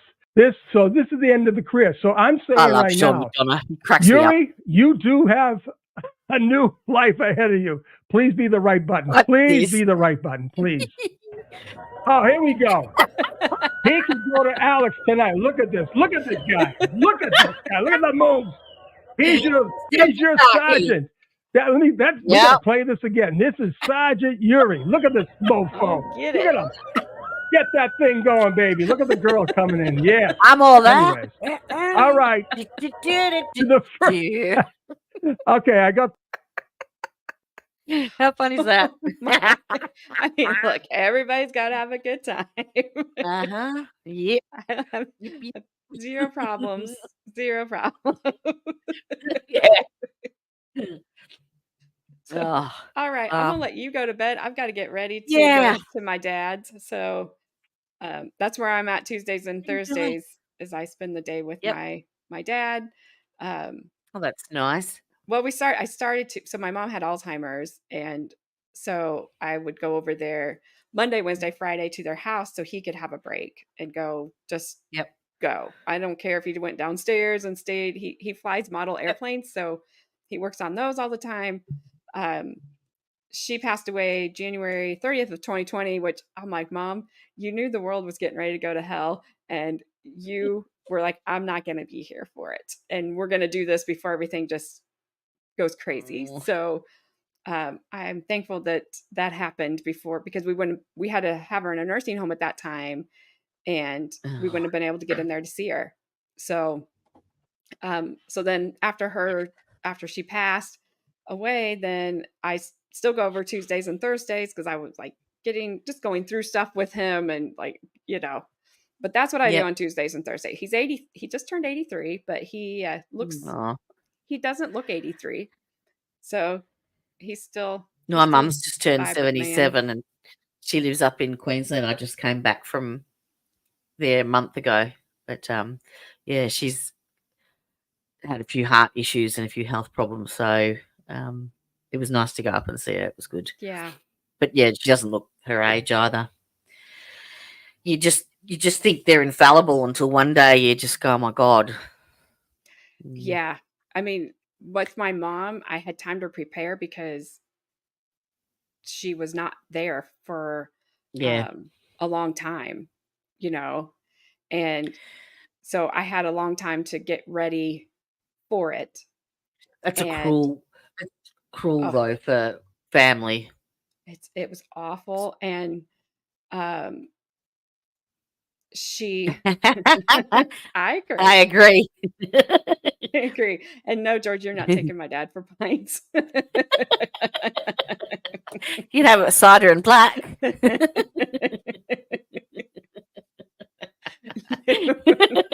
Will you bail us out? Actually, you can take my dad. He doesn't know many of my secrets. I'll take you. Give me the list of people you can't take. Yeah. You can take him. He's okay, because I know him. He'll have 2 bottles of beer, 2 glasses of beer, and then that's it. Or wine, whatever. But so, yep, that's what I do on Tuesdays and Thursdays, and that's lovely. Just going to keep doing it until I just wish my mum lived closer. That's all. I get to see my dad as a person, not my dad. Yeah. So we've had fun. My husband actually calls my dad my traveling husband. I'm like, please don't call my dad my husband. It's just wrong. No. It's just wrong. No.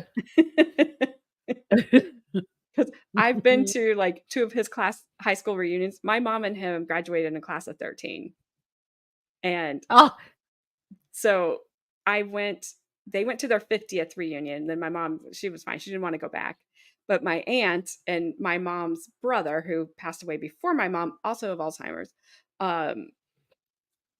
she like, that's my husband's name. I'll tell you in just one second. But she bugged us to go to his class reunion with her, because it's an all-class reunion.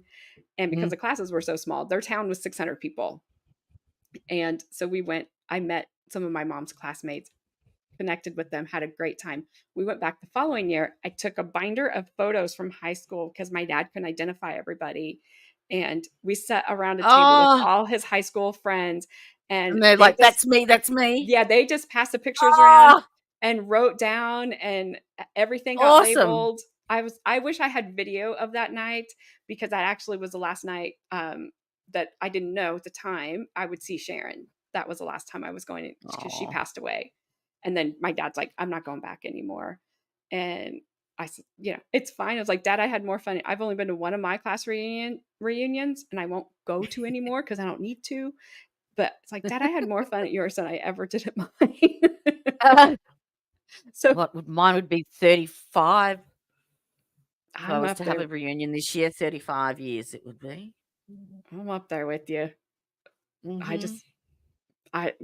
husband graduated 2 years before me from the same school, so he hasn't been to any of his. He went to my 20th, and we both were like, yeah, we're good. I don't need to see these people. So, but we call my husband Mr. Hamp because we were sitting there one day, he and I were, and he grabbed a beer, and he said he was going to go Hamp. And I'm like, what did you say? And he said Hamp, kept ending it with an F. And I said, what do you think that means? And he goes, hard as a motherfucker. I'm like, it's ham. So it's not ham anymore in our no, it's ham.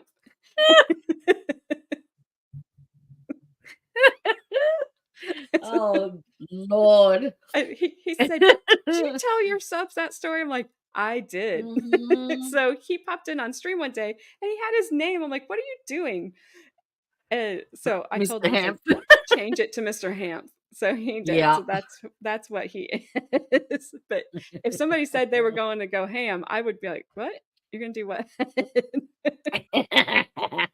Did you like my did you hear my song for I did. that I made up? For Ty? Which one? Did you make I did another one for Ty and I've done one for Karen Reed now. Yes, I've heard both of them, but yes, your more recent one. Yes, they're funny. It's so much fun. You've got to get onto it. Suno, SUNO.com. And you just put in, you can either choose, get them to create the lyrics for you. You put in what, the theme is basically, and then what genre, and it will create the words, or you can put in your own words and then create the genre and select the genre. It's all free. You get 50 credits or something per day. So I think that gives you 4 songs that you can make up for the day, and then you renew the next day. Cool. And I'll it's check it so out. much fun. My kids did one on their relationships. One of them was a Superman theme, I think. Oh. It's bloody hysterical. Everyone sits around and makes a song up about the person next to them. I like that. Oh, yeah. Gabby. Couldn't be worse than my IT today. Actually, or no, mine. Gabby was on the other day when I had issues. I worked it out. I'd vacuumed under the desk and my microphone cord had dislodged. Oh, so it was crackling away, and I'm panicking like, oh my God, what's my settings? And it was the cord. Well, I did it. All right, my lovely. Yes. It's 11:22. Yep, I gotta get going too. So, you stay up way later than me. Gabby knows I go to bed like at 8 o'clock because I get up at 4 o'clock. So, oh God, no, I'm more a night person. But see, I'll sit and watch another trial now till 2 o'clock, and then get up at 10. I used to be, but I have a dog who tells time, and his breakfast time he has deemed as 4. So he does not give up until it's like get up. So that's My why cats have learnt not to wake mummy. Yeah, he doesn't care. He doesn't care. So thanks, Gabby. Thanks, George. Thank you for joining us. It was lovely to have you. And we'll have to do this again, Deb. Absolutely. That would be great. Absolutely. Be really good. And we'll do that chat too, so I can let you give you the ideas I kind of have. Oh, yes. Going around in my brain. Well, we can do an unlisted stream and do the same as what we're doing now, just that other people won't see us. Yes. Yeah. So whenever I'm free, I don't work. Okay. Because I haven't worked for 5 years with my disability, but right. So I can work around you whenever I'm easy. Okay. All right. I just keep trying you. to manage the time change. Yeah, I think it's 14 hours, so it must be 9:30 in the morning at yours, is it? Yes. Yep. That's Yeah, crazy. so You're going to bed. I'm add just starting my 14 day. hours. Yeah. Yep. Okay. That's why I do recaps. Yes, I try to catch you early. As soon as my husband leaves, I'm like, all right, I'm going on YouTube. Well, 8:30 is about the latest that I could do. I should start at like 10:30 because then that's 8:30 in the morning for you guys. But yeah, I tend to. This is the time where everyone comes on now because it's 9:30. Right. But starting at 8:30, it's 6:30 in the morning over there. So yeah. But I'll be streaming all night if I did it Yeah. any later, and I'm not a morning person with arthritis. Nope. No, I understand. not at And all. you just gotta do what you gotta do. So Yeah. I mean, I Yep. can't stream on Tuesdays and Thursdays, and it Yep. sucks sometimes. It really does because it makes it That's hard life. when you're doing live. But that's just the way it is. Yep. And I can't change it right now. I don't want to change it. When it changes, then I'll deal with that. But Yep. I'm not there yet. So Enjoy the time with your dad while you can. yes, that's why. Live once. Yep. Yeah, I can't give that up. So, No. all right, you go get some sleep. I will I email will. you and Thank you. see what we can do. But good coverage this No morning. worries. That was fun. Thank I had you. a good time. So. I did too. Cheers. Thanks, All right. Deb. I will see you. Bye-bye. Bye. Bye. All right, I'll run this outro, which is the song that I created for the trial of Karen Reid. And thank you very much for joining us. Had an absolute blast this evening. It was lovely. Lovely, lovely. So stay safe, stay well, have a good day, have a good week. No trial today for you guys on Tuesday. So we're back Wednesday morning with Karen Reid. All right. And with that, I shall bid you adieu. I plead not guilty to this deed. We were just drinking at the bar. They think I hit you with my car, though I don't really know how, without me damaging the plow. So we found you in the snow. How you got there, I don't know. Brian Albertson's the place where we found your broken face. All the witnesses at trial claim their phones can all but dial. The McCabe say they're your friend, but the truth they surely bend. They will pull out all the stops, protecting all the crooked cops. And those cringy texts I sent to the agent that was banned were removed in single threads by machines owned by the feds. So Detective Brian's dreams were not disturbed by my shrill screams. Carrie Roberts testified, didn't fake it when she cried. Unlike Jen, who likes to mock a state of horror and of shock. It was February 22 when I last set eyes on you. Death is such a nasty thief of your life, Johnny O'Keefe.